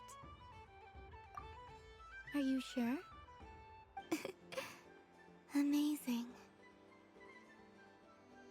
My sugar sculpture has shrunk, yet my heart is filled with feelings of sweetness. I will remember this feeling. Sure.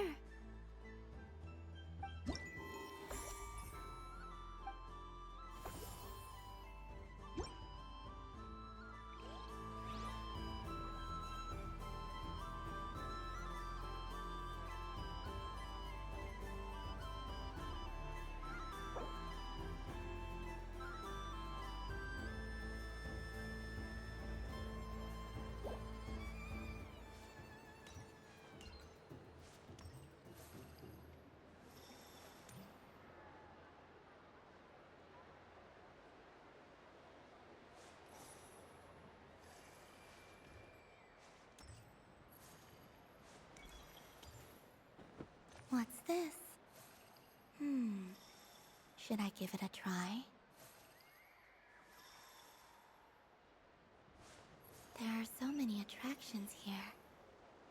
Since I rarely get out, I might as well make the most of it.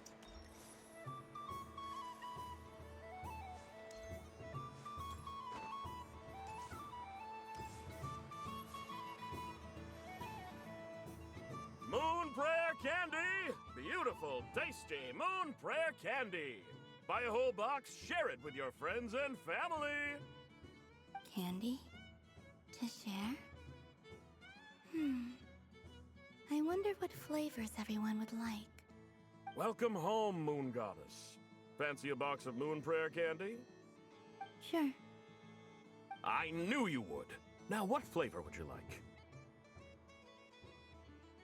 I'm not sure. What flavors do you have? Is this for yourself or as a gift? A gift for my friends. Ah, I see. In that case, I'd recommend apple, lockaberry, or midsummerberry. Those are the most popular. Do you have nocturnal blossom flavor? Huh. I've seen couples give those as gifts before, but I did not know they were edible. No? Okay then. Moonfall silver? You did say this was for friends, right?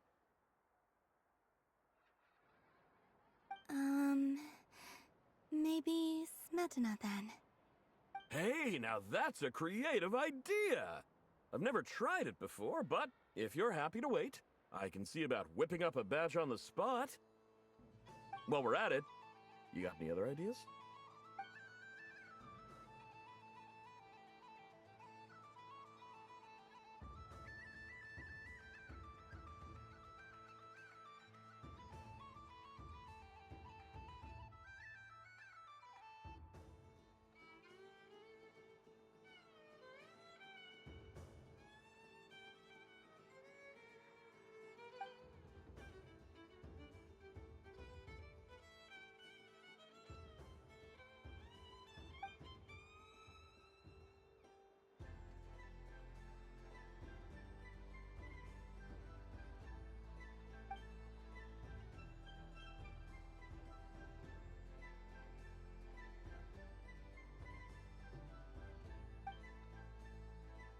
Here you go. Every flavor you asked for is in there.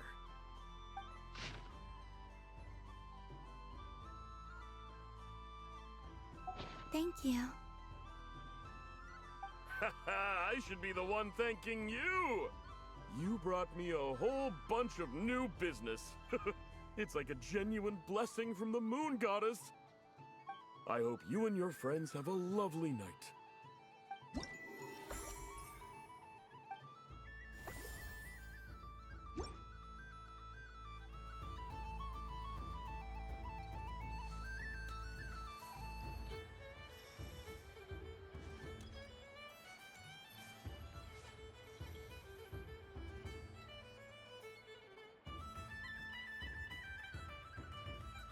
What is going on over here? It looks like fun. Hold it right there! You can't run away from me, Moon Goddess. Hmm? Are you talking to me? Of course. Do you see anyone else here dressed up as the Moon Goddess besides me and you? Hey, come on! Call me by my title. Happy Moon Prayer Night, Moon Goddess. And the same to you. Anyway, there's no time to waste. Get ready for the duel of a lifetime. Duel? Meet my partner, Stacko. Come on out, Stacko! Well, don't just stand there. Let's see your partner. Partner?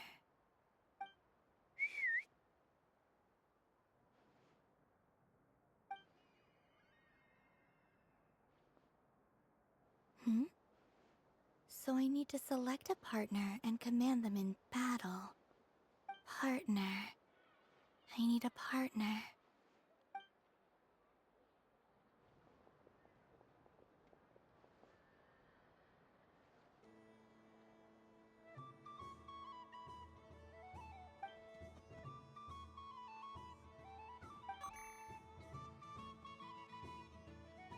Whoa!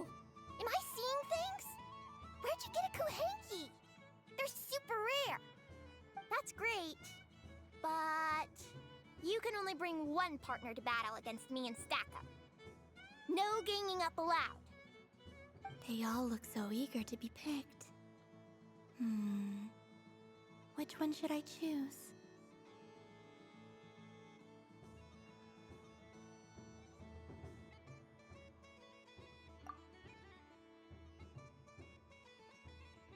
This one usually lives in Nasha Town. She likes falling asleep to the sound of striking hammers. And I bet she's quite familiar with robots' weak spots.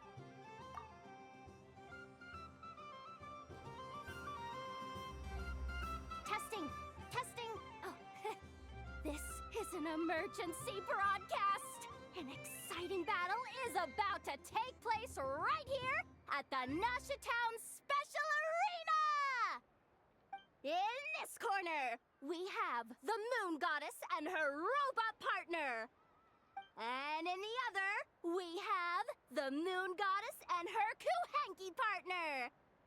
Only one Moon Goddess can be victorious in this ultimate battle of destiny. But who will it be? There's only one way to find out. Now, without further ado, let the Battle of the Moons begin! I don't care who we're up against. Stacko and I ain't gonna lose!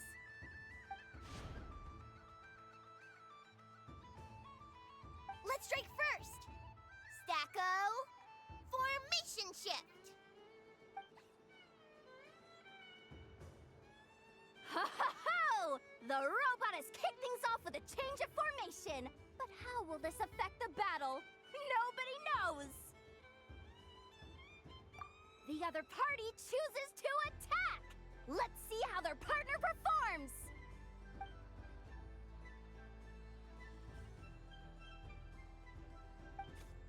Stacko! The attack lands! And if those sizzling sounds are anything to go by, it was very effective! Okay then. Stacko, maintain formation and enter your empowered state.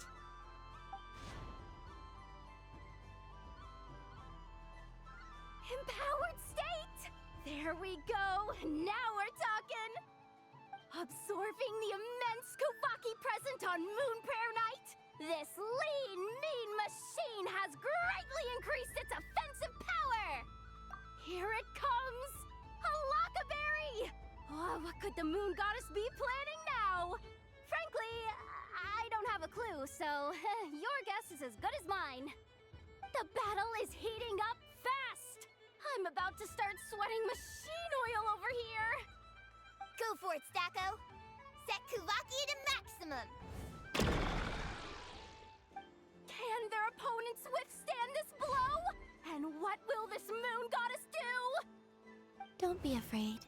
Fight however you wish.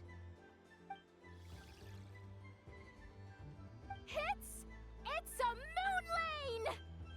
A deft use of a moon lane allows the Kuhenki to dodge the blow, and now it's spiraling around its foe in circles! 1 loop, 2 loops, the robot's screen is bugging out!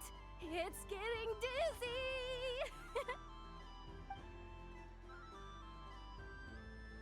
Stacko! Stacko is down for the count! Our winner is the Moon Goddess! The slightly taller one, I mean. You did your best, Stacko. I'll take you to Ainos for a checkup right away, don't you worry.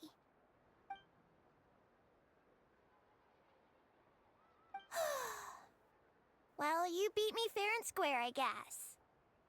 Honestly, I underestimated you. Won't make that mistake again. I think my partner deserves most of the credit. Just you wait. When I'm a little bit older, I'm gonna come back a whole lot stronger. You ready for a rematch?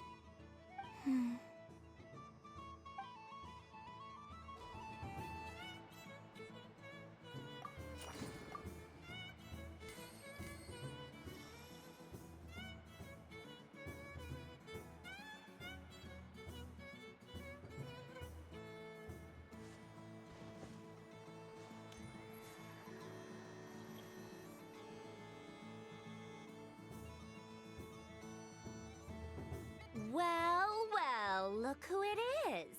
I heard someone went and disappeared on us the moment we let her out of our sight. They looked all over for you. Frankly, I didn't think you'd be back for Moon Prayer Night. Were you worried about me, Sandrone? You would like that, wouldn't you? Do you even hear what you're saying? It seems to me like you disguised yourself with festive headgear, just so that you could come see me on Moon Prayer Night and make sure I'm okay. You didn't even bring Polonia with you. You? I thought you couldn't see! I cannot. But I sense the confusion of those around us rippling through the Kuvaki currents. Based on what I know about you, let me guess what you're wearing. Is it cat ears? Shut up! I'm only here to protect the Fatui's interest in this territory. Running into you was pure bad luck. Really? But you were the one who asked Arlecchino to help everyone find my name. Columbina! Ugh! Just one more word, and I'll unscrew your vocal cords. It's Columbina hyposelenia now.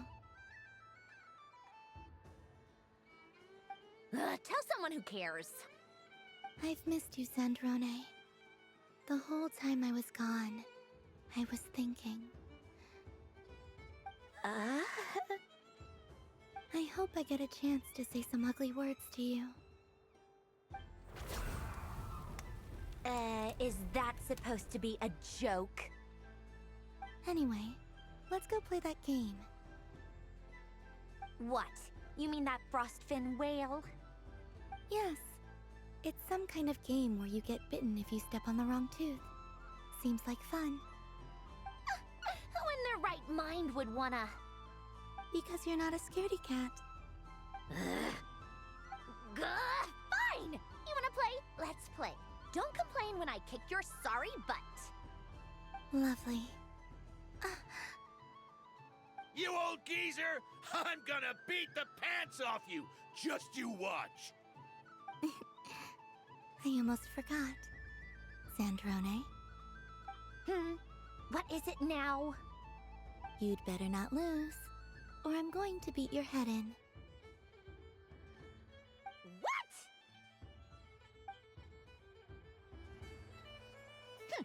Allow me to demonstrate since I'm feeling so nice. You just step on the teeth, like this.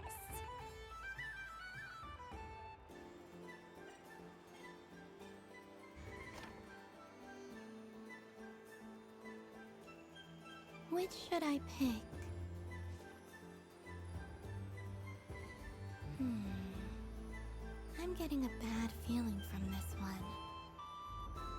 sensing Kuvaki doesn't count as cheating, right?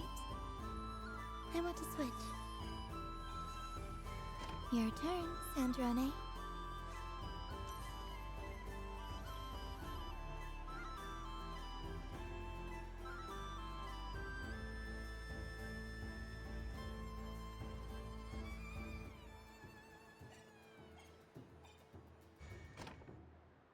Don't come crying to me if you get bitten.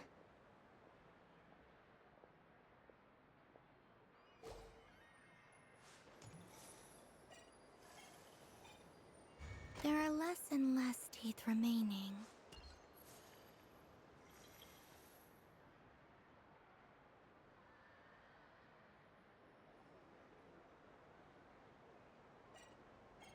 Huh? What's that noise?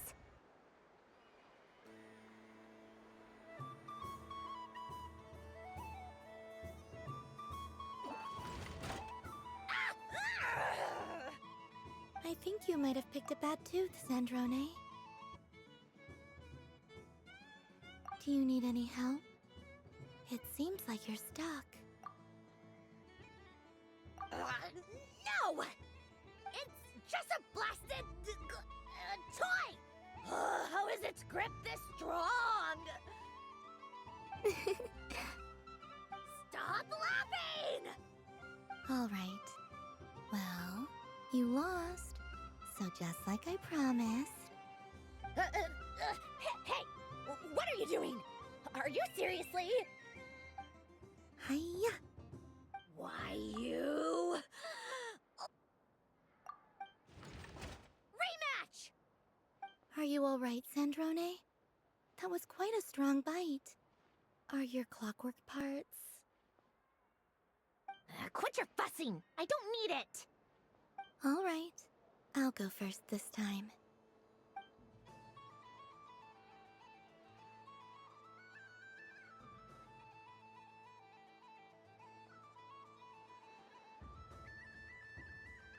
I see it now.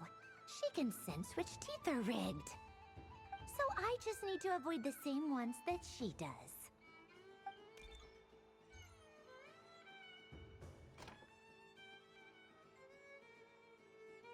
This one... Seems fine. She avoided that one then? Now I've got you. All right, my turn.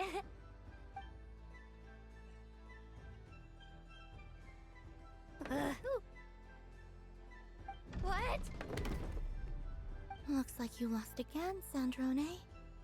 Wait! There's more than one bad tooth! Bonk.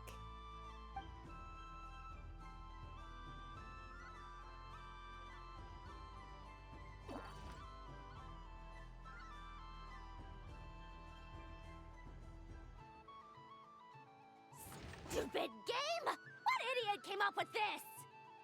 Are you alright, Sandrone? You said some nasty things just now. Oh, I'm peachy. Should I let you bonk me on the head as well? Ah, forget it! Come on, bonk away. It can be your consolation prize for losing so badly. I told you, forget it! Gah, you've always been so annoying. Singing right outside my door, inviting yourself to my tea parties, going AWOL. And now you're off to the moon or something. Of all my days with the Fatui, the times I spent with you, Arlecchino, and Rosaline, they were my favorite. I will not forget them, just as I shall not forget this moment. We'll always be friends, no matter where we are, right? Who'd want to be your...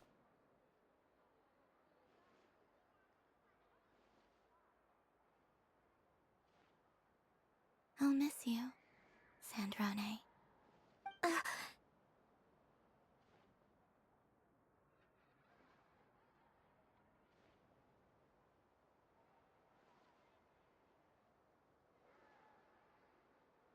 Goodbye, Sandrone.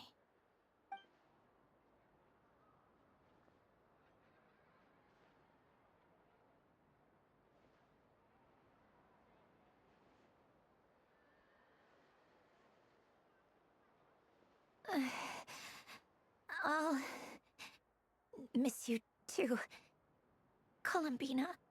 Sorry, what was that? Ah! Ah! Yeesh! No need to freak out.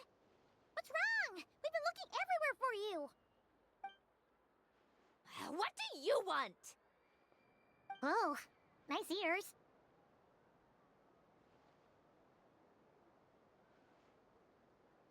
What do you want? This. Huh? It's your turn to draw something. You're one of her friends too, aren't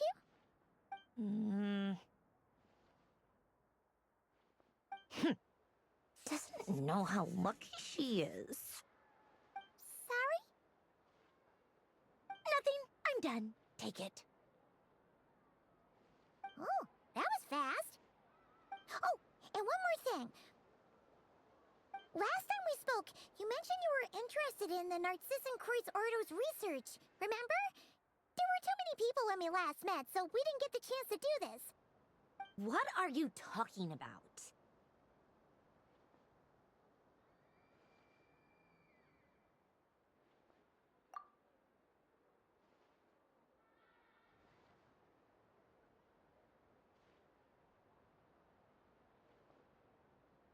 This is... Oh. Alan, Renee, and Marianne. Huh. The Holy Blade. A savior's plaything. It's not about whether I approve or not. These people, they would sacrifice themselves for the sake of the world. Especially Alain Guillotin and Renee. That is something I would never choose to do. Still, I didn't know they had any pictures left from that time. If I'd have thought to bring a camera, I'd have... What? Yeah, of you being bitten by the frostfin whale and Columbina bonking you on the head. Tear it up! Now!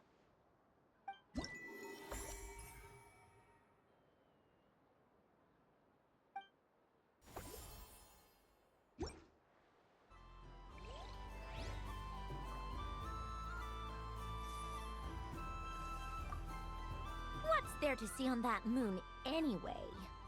Let her go up there and cry alone. See if I care. You're giving me candy? That isn't like you. This had better not be some weird prank.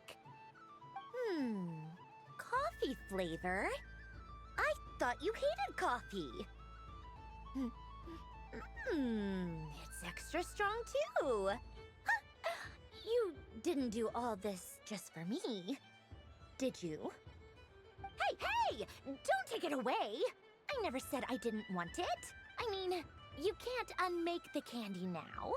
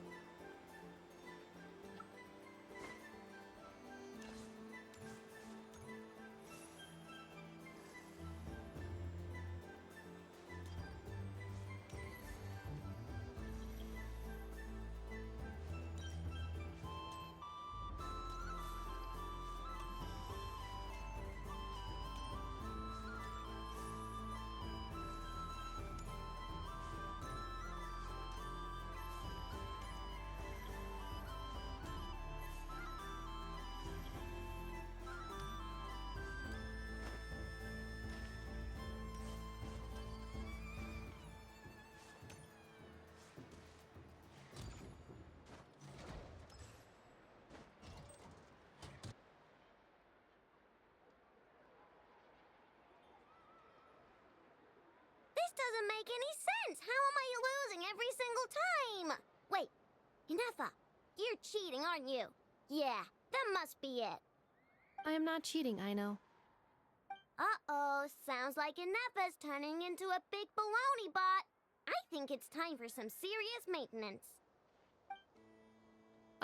Moon Goddess, help me.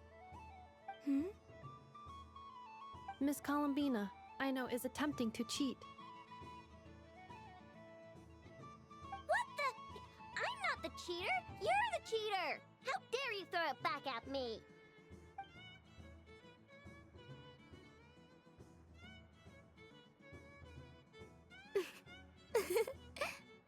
All right, fine. Let's all laugh at I know.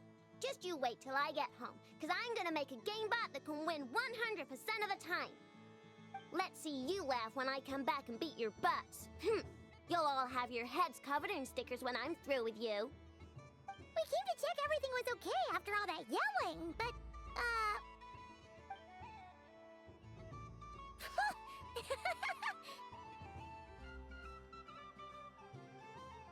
Whatever it is, it sounds like cheating is allowed. Kuhenki concentration. Each player starts with differently colored kuhenki. Each round, they draw one kuhenki from their opponent. When a player has two kuhenki of the same color, they make a pair and can be discarded.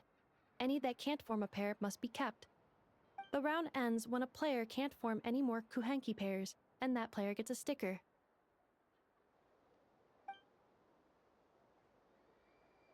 ooh, can 4 people play as well?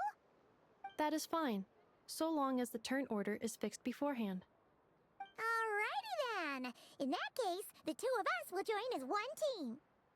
Okay, but if you lose, you're both getting stickered. I don't want to hear any excuses. Sure.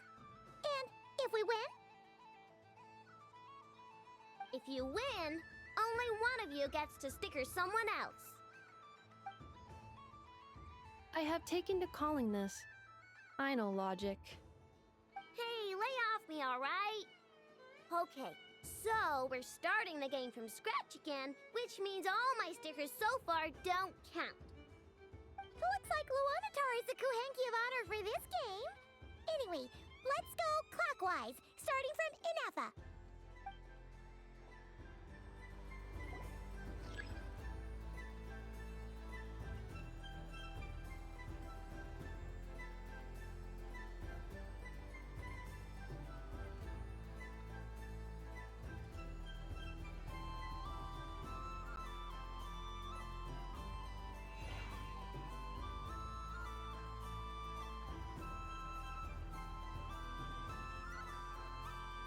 Nice! That's a pair!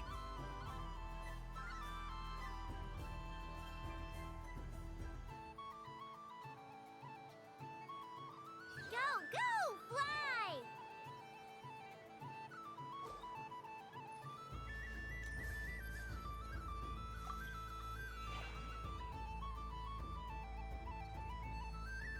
Go on.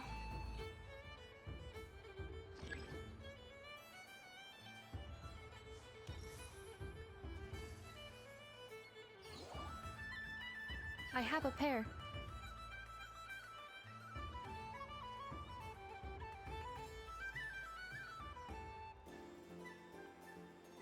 Uh-oh! We gotta pick up the pace!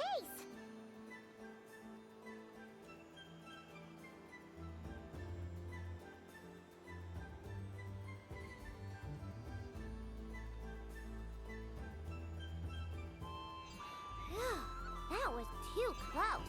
I thought I was gonna lose.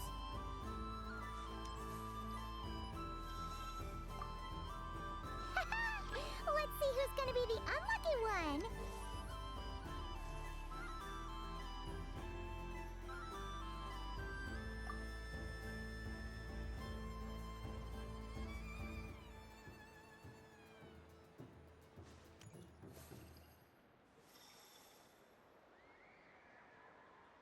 Good luck, everyone.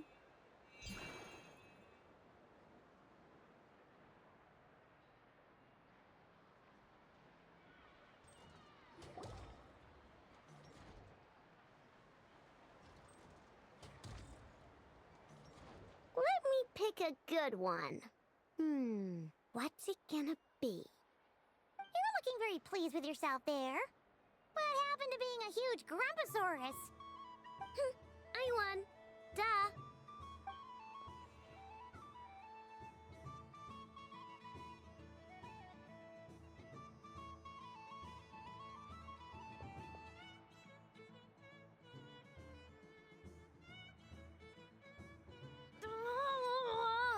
Me again? Don't fidget too much, Aino, or the sticker's going to fall off. I don't care. If it falls off, it falls off. If a pair of Kuhengi get discarded, why not a pair of stickers? Huh? Huh?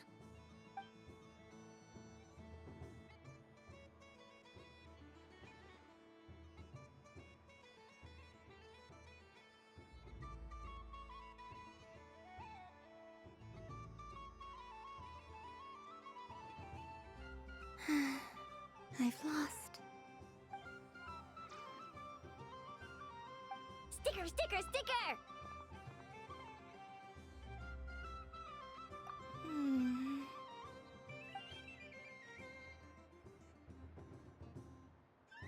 Cute! You think so? Shame.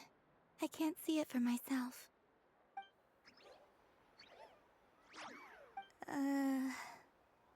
What did Luanatar say? She said it looks so cute that she wants me to lose a few more rounds.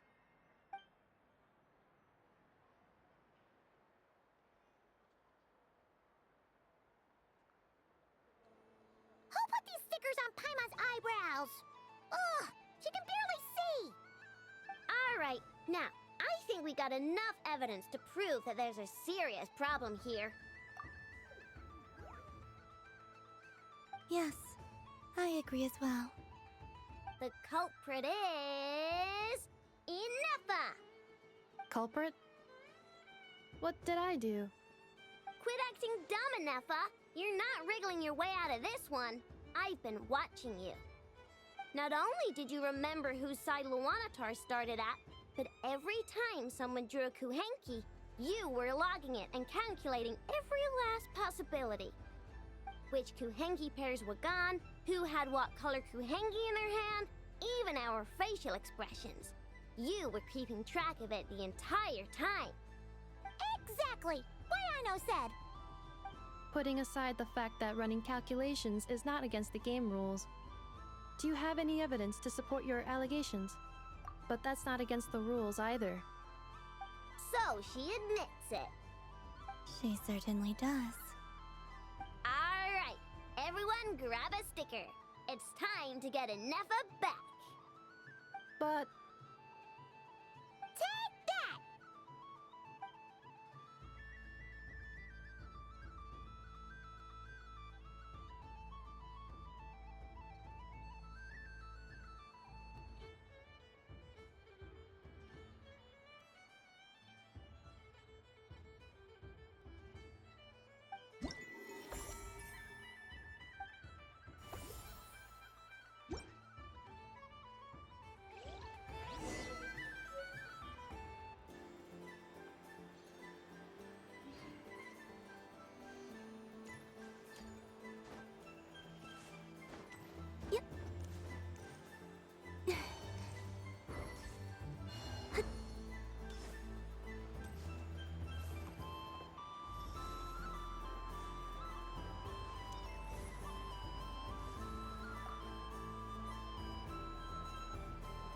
Traveler. Hey there, Columbina!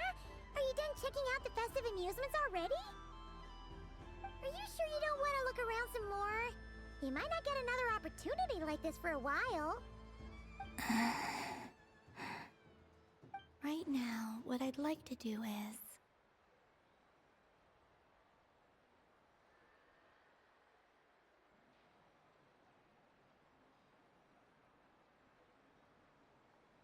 You're right. I'm not ready for this night to end just yet. Yeah, that's the spirit! Take your time, Columbina. The most important thing is to have no regrets. I'll be right here if you need us. Okay. Thank you.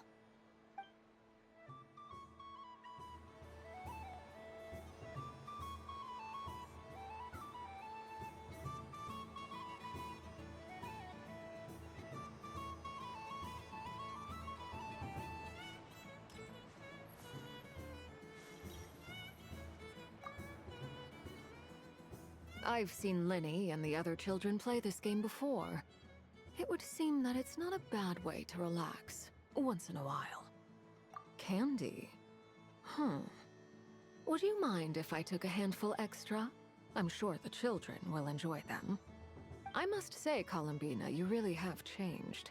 You never used to show this much consideration for other people, even when prompted. I'm sure Sandrone would agree when I say, I like the present version of you better.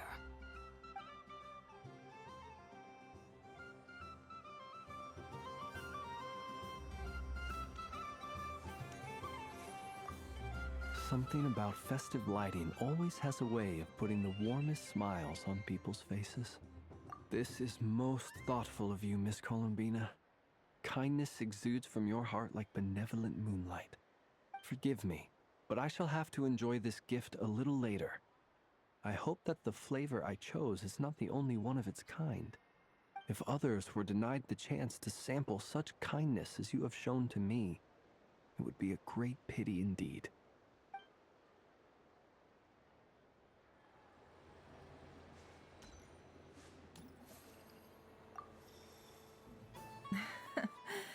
That was fun.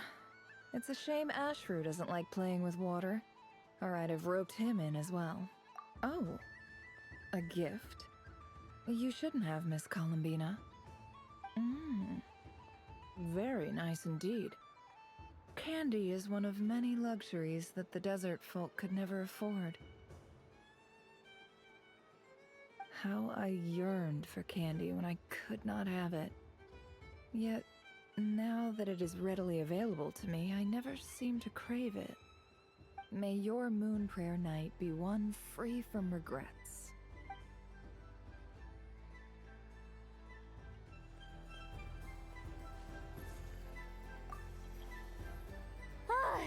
I just had a water fight. Aw, man. This feels kinda wrong. Like, shouldn't we be the ones giving you candy rather than the other way around?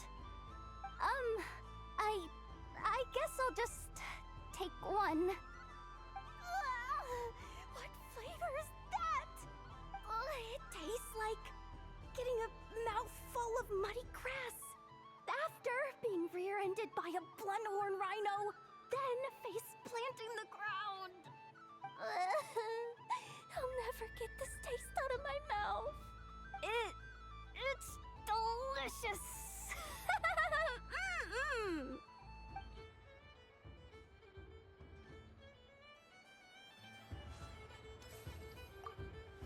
Yes. May everyone's wishes come true. Why, thank you. Don't mind if I do. Oh, my. It's so sweet. I'm so accustomed to plain, simple meals that this sweet treat is quite a shock to the senses. But I savor this moment in its entirety because it tastes like true friendship.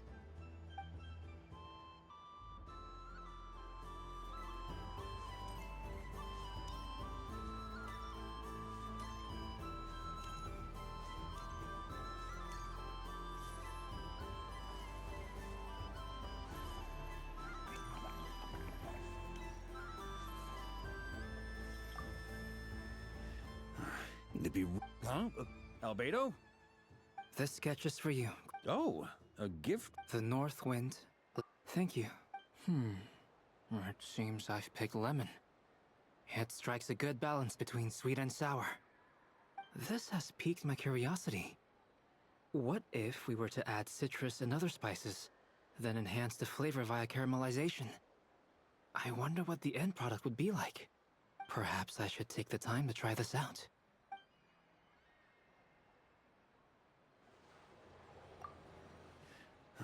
Huh? Albedo? This sketch is for you. Oh, a gift? The North Wind left in the lurch.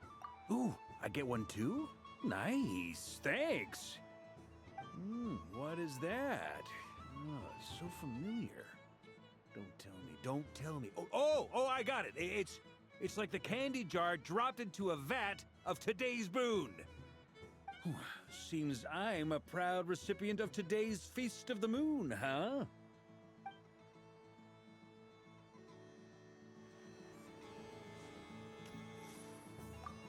The death card made a most enigmatic appearance. The moon for which Miss Columbina is bound, I fear. Fretting is of no avail. I will have a chat with Alice about it sometime. Ah, you're such a polite child, Miss Columbina. But we elders have already partaken of our fair share of stories in this world. Enjoying candy, keeping up with the hip and groovy trends of the day. Oh, these things should be left to youngsters like you. I hope you don't misunderstand me. I do not intend to lecture you or reject your kindness. It is simply that the mere sight of this candy is starting to give me a toothache.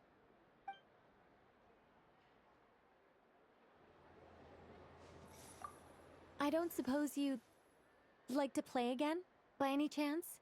Don't get me wrong, once is plenty. You're under no obligation to indulge me any further. And this... Oh, I love the color of this wrapping paper. But the bow on that one is just so perfect. Oh, this is a tough choice.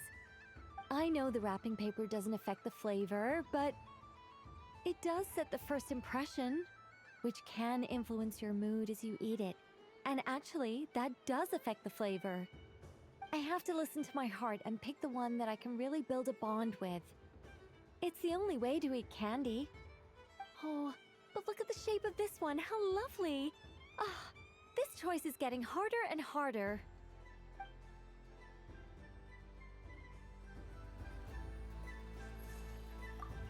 Up for another round of fish blast? Oh, I mean of bye-bye bad fishies. Oh, bless my fluffy tail. Dodoko has never seen candy shaped quite like this before. Why, it shines like a lovely crystal. Let the feasting begin. Oh, sweet as a tomato bathed in sunlight. Thank you very much. You truly are a friend to the Dodoko. Please share the rest with other people. I am sure everyone will fall in love with the taste of pure joy.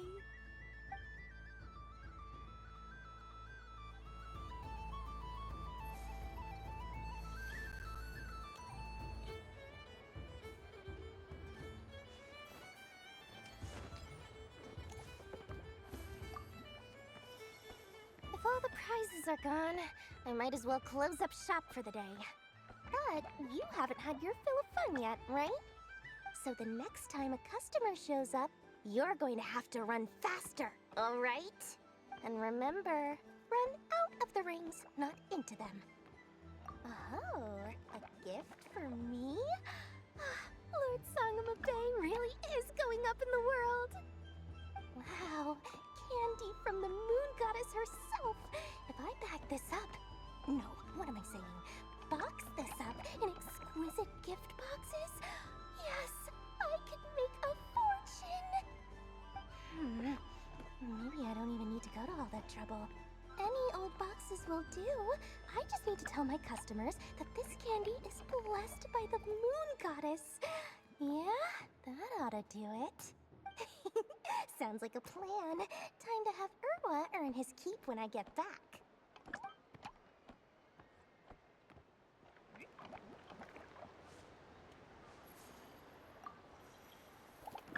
Done being a do-gooder yet? Thanks for coming here with me, Hat Guy. Are there any games you'd like to play? It's your turn to pick. I'll come with you. Why does that hamster think you've grown up? You haven't changed at all. I know you don't mean that. You're just taking the opportunity to make fun of me, aren't you? Even if you won't admit that taking some time to compose yourself is important, I can see that you're doing it in practice. Otherwise, you'd have taken off your hat and flown away by now. Looks like Albedo's socialization program has been far more useful to you than all those Vahumana textbooks. A moon prayer candy for me? Huh, thank you. It smells like baked apples and butter. Reminds me of Good Hunter, a restaurant in Mondstadt. I always have to resist the temptation to go there unless I'm ordering food. I understand your homesickness, Miss Columbina. I have a double dose of it. Because both Simulanka and Mondstadt are my home.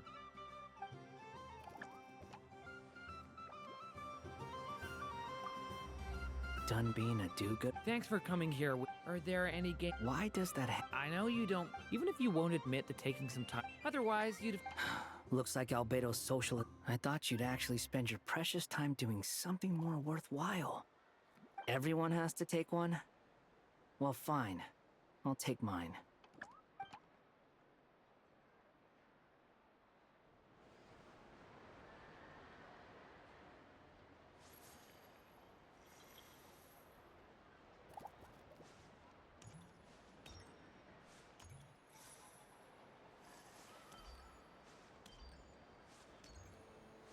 Robot show will now begin.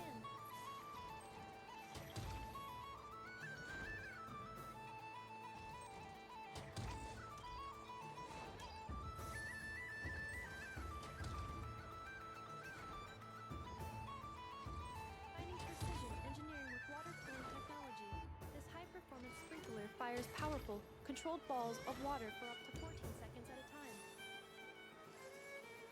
as well as providing accurate plant watering at range. It can also be used to clean those tough-to-reach areas of the house that...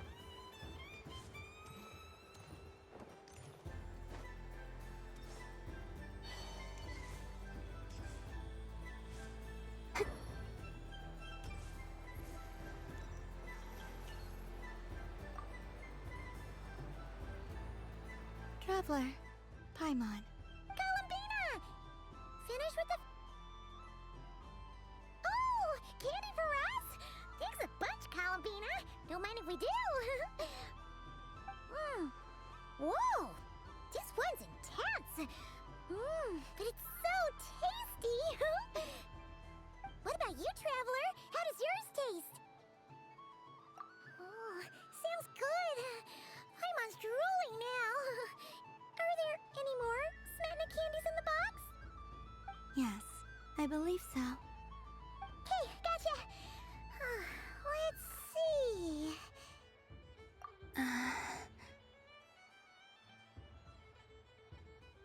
Sure.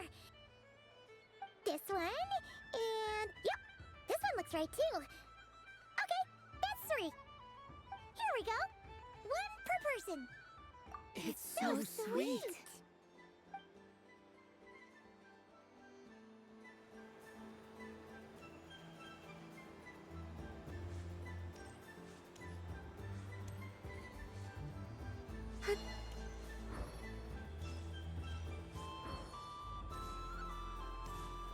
Robot show will now begin.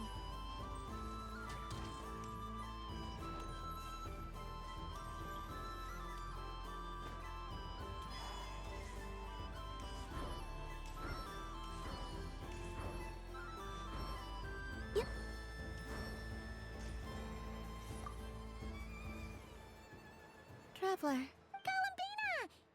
Finish with the... Really? You're sure you don't want to have a little more fun out there? yes, I am sure.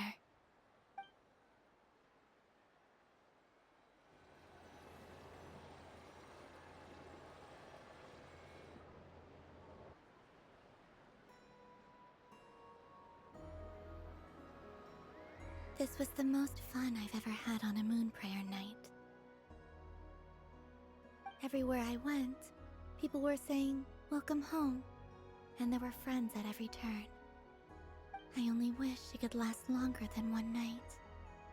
Oh. Yes, you're right. The moon prayer blossoms. Ooh, look! Look! Moon prayer night has come.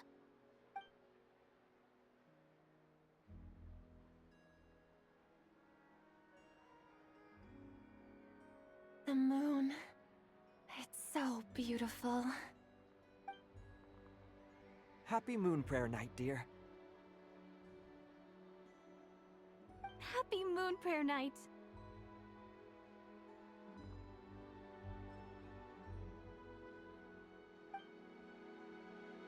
Happy Moon Prayer Night.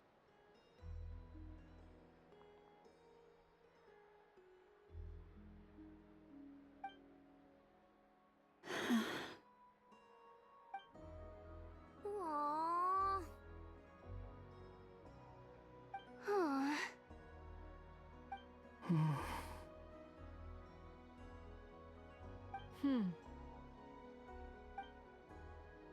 Huh. Time flies when you're having fun.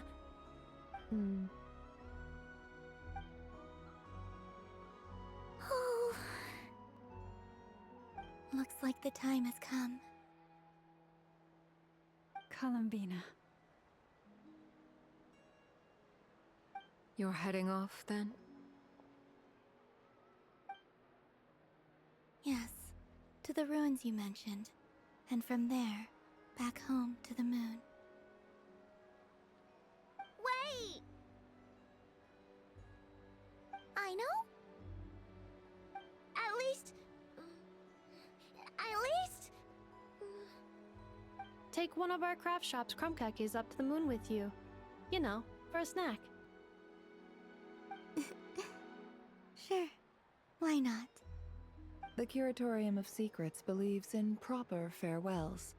No story should be left without a satisfactory endnote. Never. Farewells are an important affair for the Ratniki, too. We never know when we might meet again. Haha! And here I thought grand farewells wouldn't suit tonight's mood. But I suppose friendly passion is not to be stopped, eh?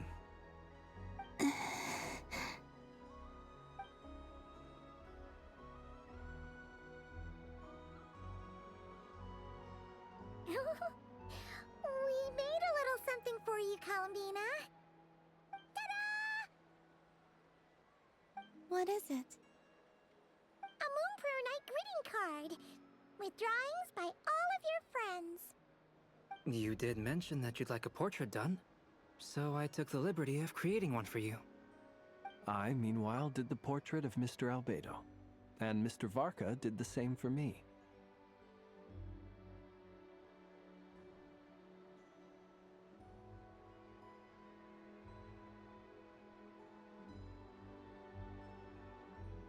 I mean, I think my work was pretty true to life, don't you think? The picture of Ashru was my doing. The two of you seem to get along rather well. Wait, was I the only one who did a full body picture? That's so embarrassing. I did pictures of me and Anefa. I did my own portrait and one for Hat Guy. Plus, there's the two mages, Arlecchino and Sindrune. So, if you ever miss us, just flip the card open and we'll all be right there with you. I don't know what to say. Thank you so much, everyone. This whole Moon Prayer Night was more than I could have ever asked for. It is the greatest gift I have ever received. Lauma, I figured it out. Figured what out? Remember how the Frost Moon Scions used to use milk as invisible ink to write hidden messages? That was a very long time ago. Oh, are you saying? Yes. When I miss you all, I shall use moonlight in the same way, to write words that only you can see upon the moon itself. Wow, that sounds lovely. Quite. But how will we see them?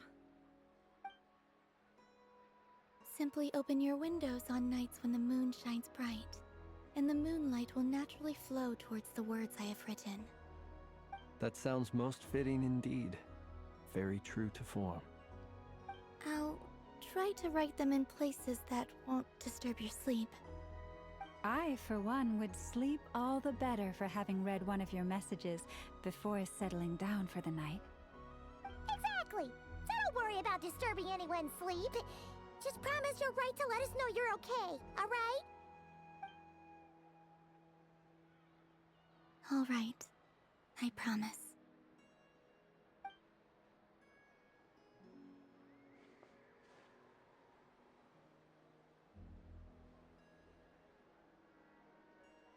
In that case, Columbina.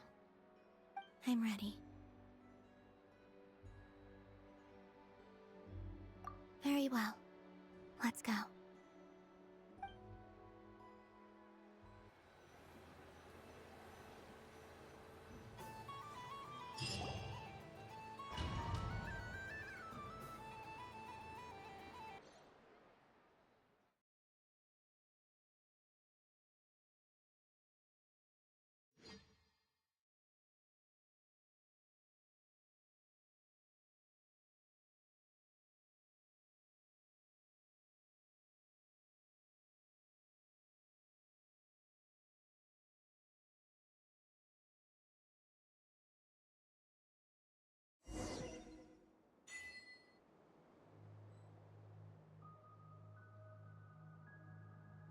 In just a few moments, I will be gone. I still don't know what to expect on the moon. Will I really be able to send messages to my friends? The Kuhenki, the animals of Not Cry. I'll never get to see them again. I wonder where I'll be when the next moon prayer night comes.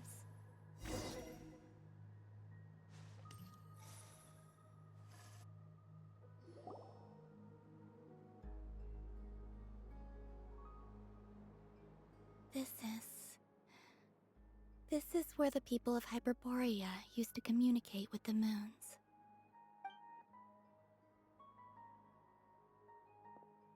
Eternal moon, frost moon, iridescent moon. When the power of all three converge, the gate to the moons shall open. Moon marrow preparations are complete. Only the final step remains. I'm sure Nasha Town is livelier than ever at this moment. Yeah, it's a shame you couldn't be there for it, but it's now or never, right? It's fine. I'm more than happy with this. My last piece of luggage. My only piece of luggage.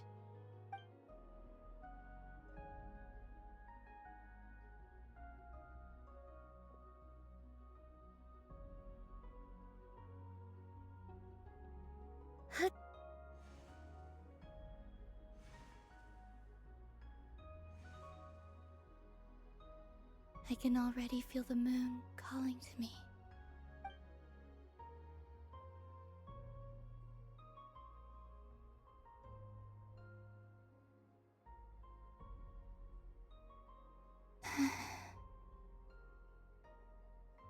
Your home lies on the far side of this light, Columbina.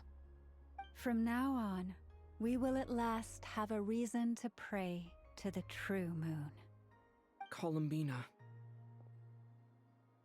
Yes? I'm listening. Be sure to come back and see us when you get the chance.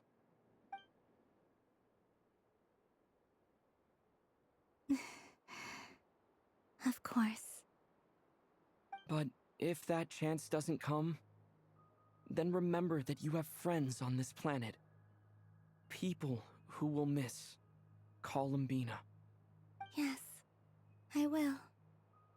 Thank you for everything you've done for me. And remember, come night or day, the moonlight shall always connect us. Well then, farewell, my friends.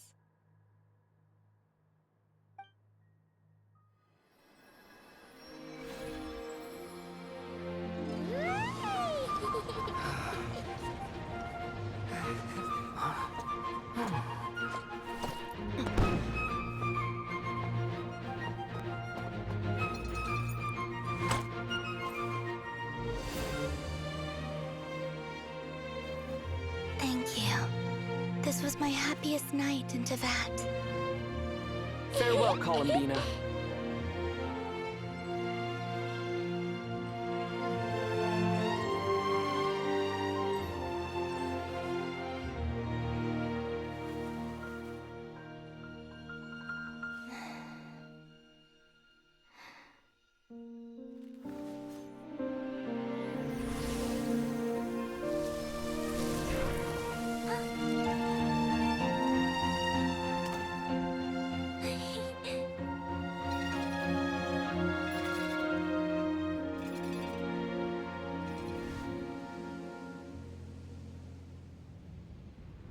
The moon really is closer than ever tonight.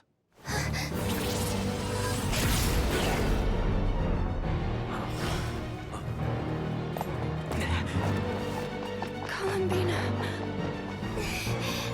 All 3 moons in one place. Time for one final experiment. Reason, life, death, time and space. They all believed I would fail.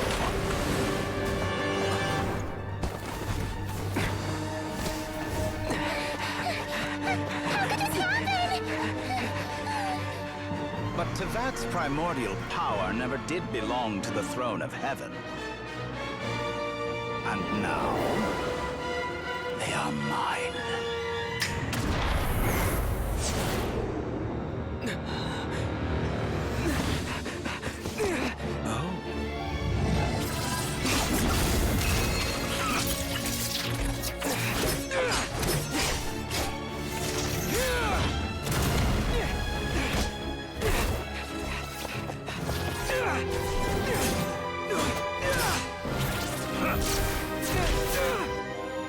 No, as long as I'm here. The Doctor is free to wield the 3 moons' power.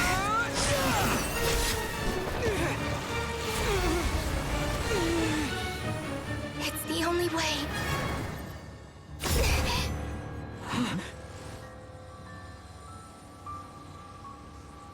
I guess I won't be going home today. Columbina! No!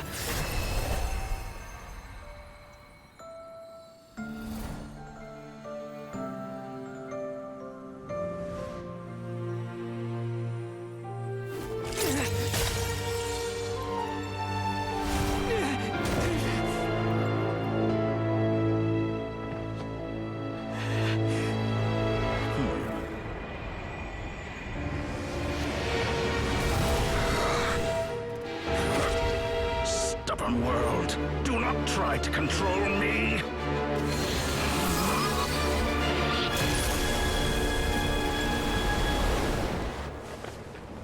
Columbina.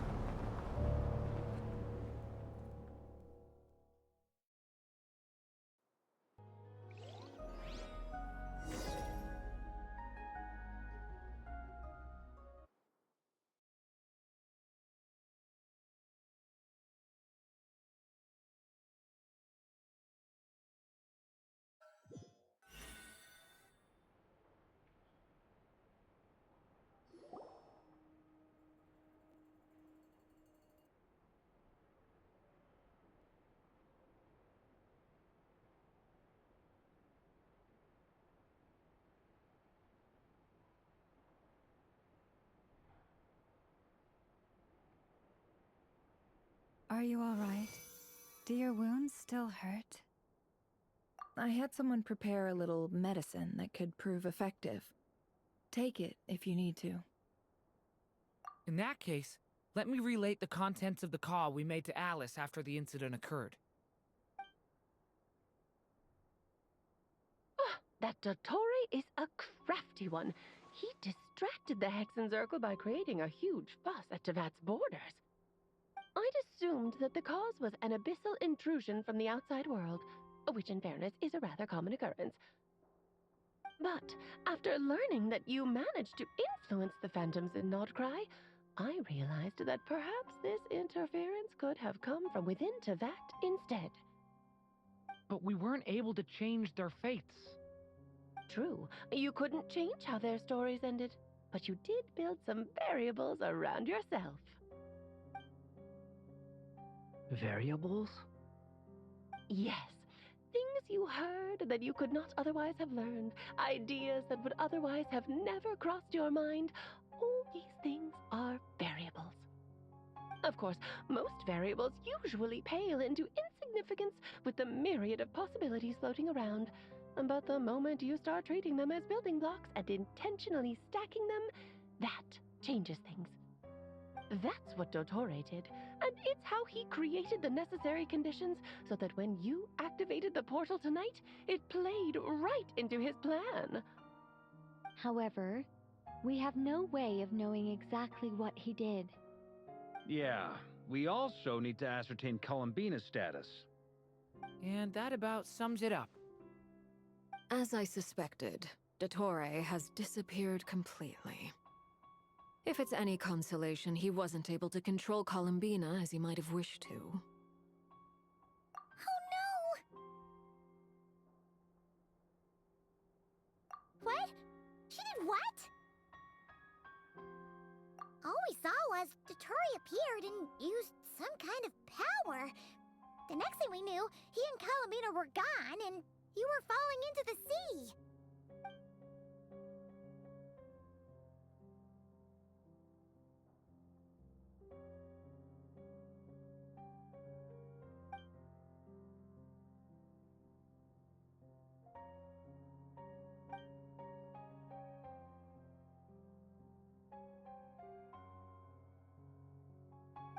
So, Columbina intentionally opened the Moon Gate and escaped into the same mysterious world as Rerir and Thalindis. Sounds like bad news.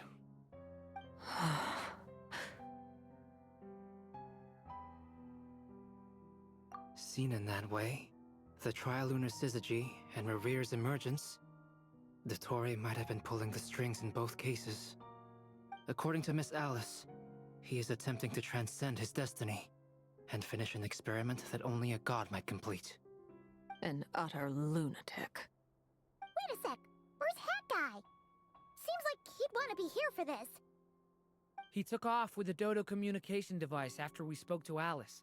He said he had a hunch that he wanted to investigate by himself. The look on his face was terrifying. I've never seen him like that before.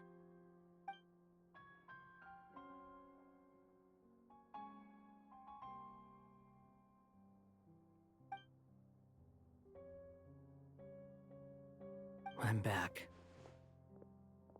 Hat Guy! I went to look for the Hyperborean phantoms again. I think I've gotten to the bottom of it. I got them to talk to Nicole on the other end of the communications line. Turns out, the history they describe is different from how Nicole remembers it. Really? But how? Surely Nicole can't have been wrong. Because the phantoms are the ones who were deceived. They speak of a savior who appeared in their history. One who never should have existed. This savior promised to create a new moon within the false sky, and even bring back their moon goddesses. Foolishly, they believed in him, and told him everything he wanted to know about the moons. It's obvious that this was Dottore's doing. Now you mention it, the first time we entered the Hyperborean ruins, we heard the phantoms discussing their history, and I remember Nicole commenting that something sounded a little strange. But Dottore shouldn't have been able to get in there in the first place! He didn't. Nicole said that this was an anomalous state triggered by disruptions in the causal connections between phantoms from the same era. The variables that Dottore put in place were substantial enough that they even affected phantoms that he never met. So it's not that their memories were unclear. They'd been tampered with. That's exactly the possibility Dottore was trying to manufacture. He turned these variables into knowledge and engineered the situation so all that knowledge would fall into his hands. Then, he harnessed that knowledge on Moon Prayer Night to truly create a false moon. How is that even possible? To be precise, he exploited a weakness in the way the spell works. The spell senses Kuvaki to detect the moon's location. So, as long as the false moon more strongly resembled the moon than the frost moon beyond the skies, the gate would teleport Columbina to the false moon's location. In other words, to Dottore's side. Once he had her under control, the teleportation spell remained active, and he manipulated her power to seize both moon marrows. At that moment, the moon marrows disappeared right before our eyes. It was already too late, even as we were leaving the ruins. By then, Dottore had already amassed the power of all 3 moons. So, where does that leave us? What do we do now? I'd certainly like to know what Her Majesty thinks, now that the concerns I expressed to her have come to pass. But we cannot simply sit and wait for her to decide the matter. And in any case, it is not the Fatui Harbinger Damselette who sees us as her friends, but rather Columbina Hyposelenia. If, even in such extreme circumstances, Her Majesty will not lift the prohibition on Harbingers drawing steel against one another, then I will do as my heart demands. I will fight as Peruware instead. Oh, Arlecchino! Time is short, so I'll make the first move.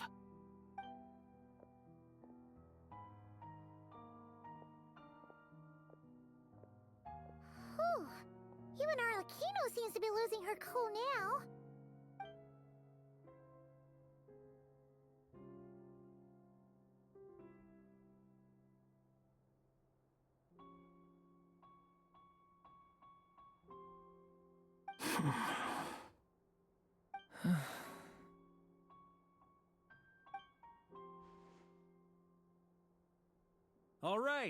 All right. Lose those dejected looks for a moment and let me get a word in. It looks bad, I won't lie. Very bad, in fact. So Dottori's pulled some real dirty tricks to gain the upper hand. For now. And yeah, it's to the point where even the mages say that his variables have affected destiny. I'm not so sure, though. Many have told me that Tevat's destiny is fixed, and that does appear to be the case. Well, what makes Dottori so sure he'll be the exception? And since he was able to stack these variables up, who's to say we can't do the same? You of all people should not be discouraged, traveler from afar. This isn't over yet. And you're not alone in that. Everyone here does, whether they've spoken thus far or not. But none of us are the type to sit back and wait for the sun to shine again. That's exactly how a knight should roll. If they knock you down, you get back up and get back in it. Don't forget, Honorary Knight, you're a legitimate member of Mondstadt too. Mark is right. This is far from over. Dottori's already way overdue a butt-kicking given his past shenanigans. And after this, he's earned himself a double dose. That's what I'm talking about. How's everyone else feeling? I'll use Kuvaki to investigate Columbina's whereabouts. I'm not ready to give up either. Leave the intel gathering to me. Whatever happens within Nodcry's borders, when the Curatorium of Secrets wants to be in the know, we always find a way. Aino and I will do all we can to support you. We will attempt to reverse engineer Dottori's actions and seek a breakthrough that way. Alice and Nicole are busy dealing with an emergency at Tevat's borders, so they can't return just yet. But they're both very angry about this. They've asked Albedo and me to act on the Hexen Circle's behalf and do everything in our power to fight back against Dottori. Are you ready then? We're going to have to conduct a lot of research, even in the early stages. I'll do my best. As for me, I'm pretty familiar with Dottori's way of doing things, so I can try to predict his next move. I'll help with your investigation.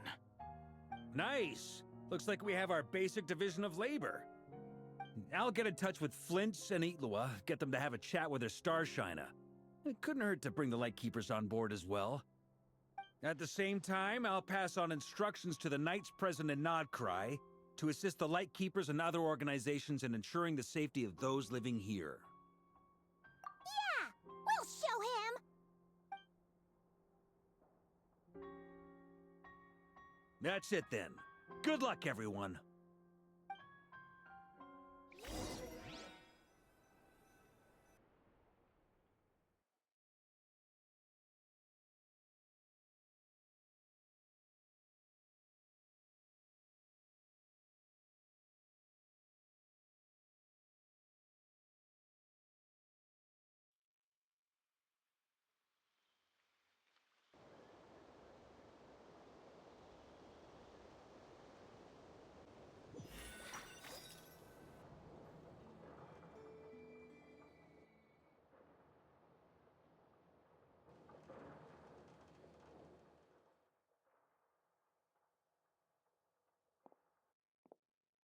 I never thought that Columbina would become my real name.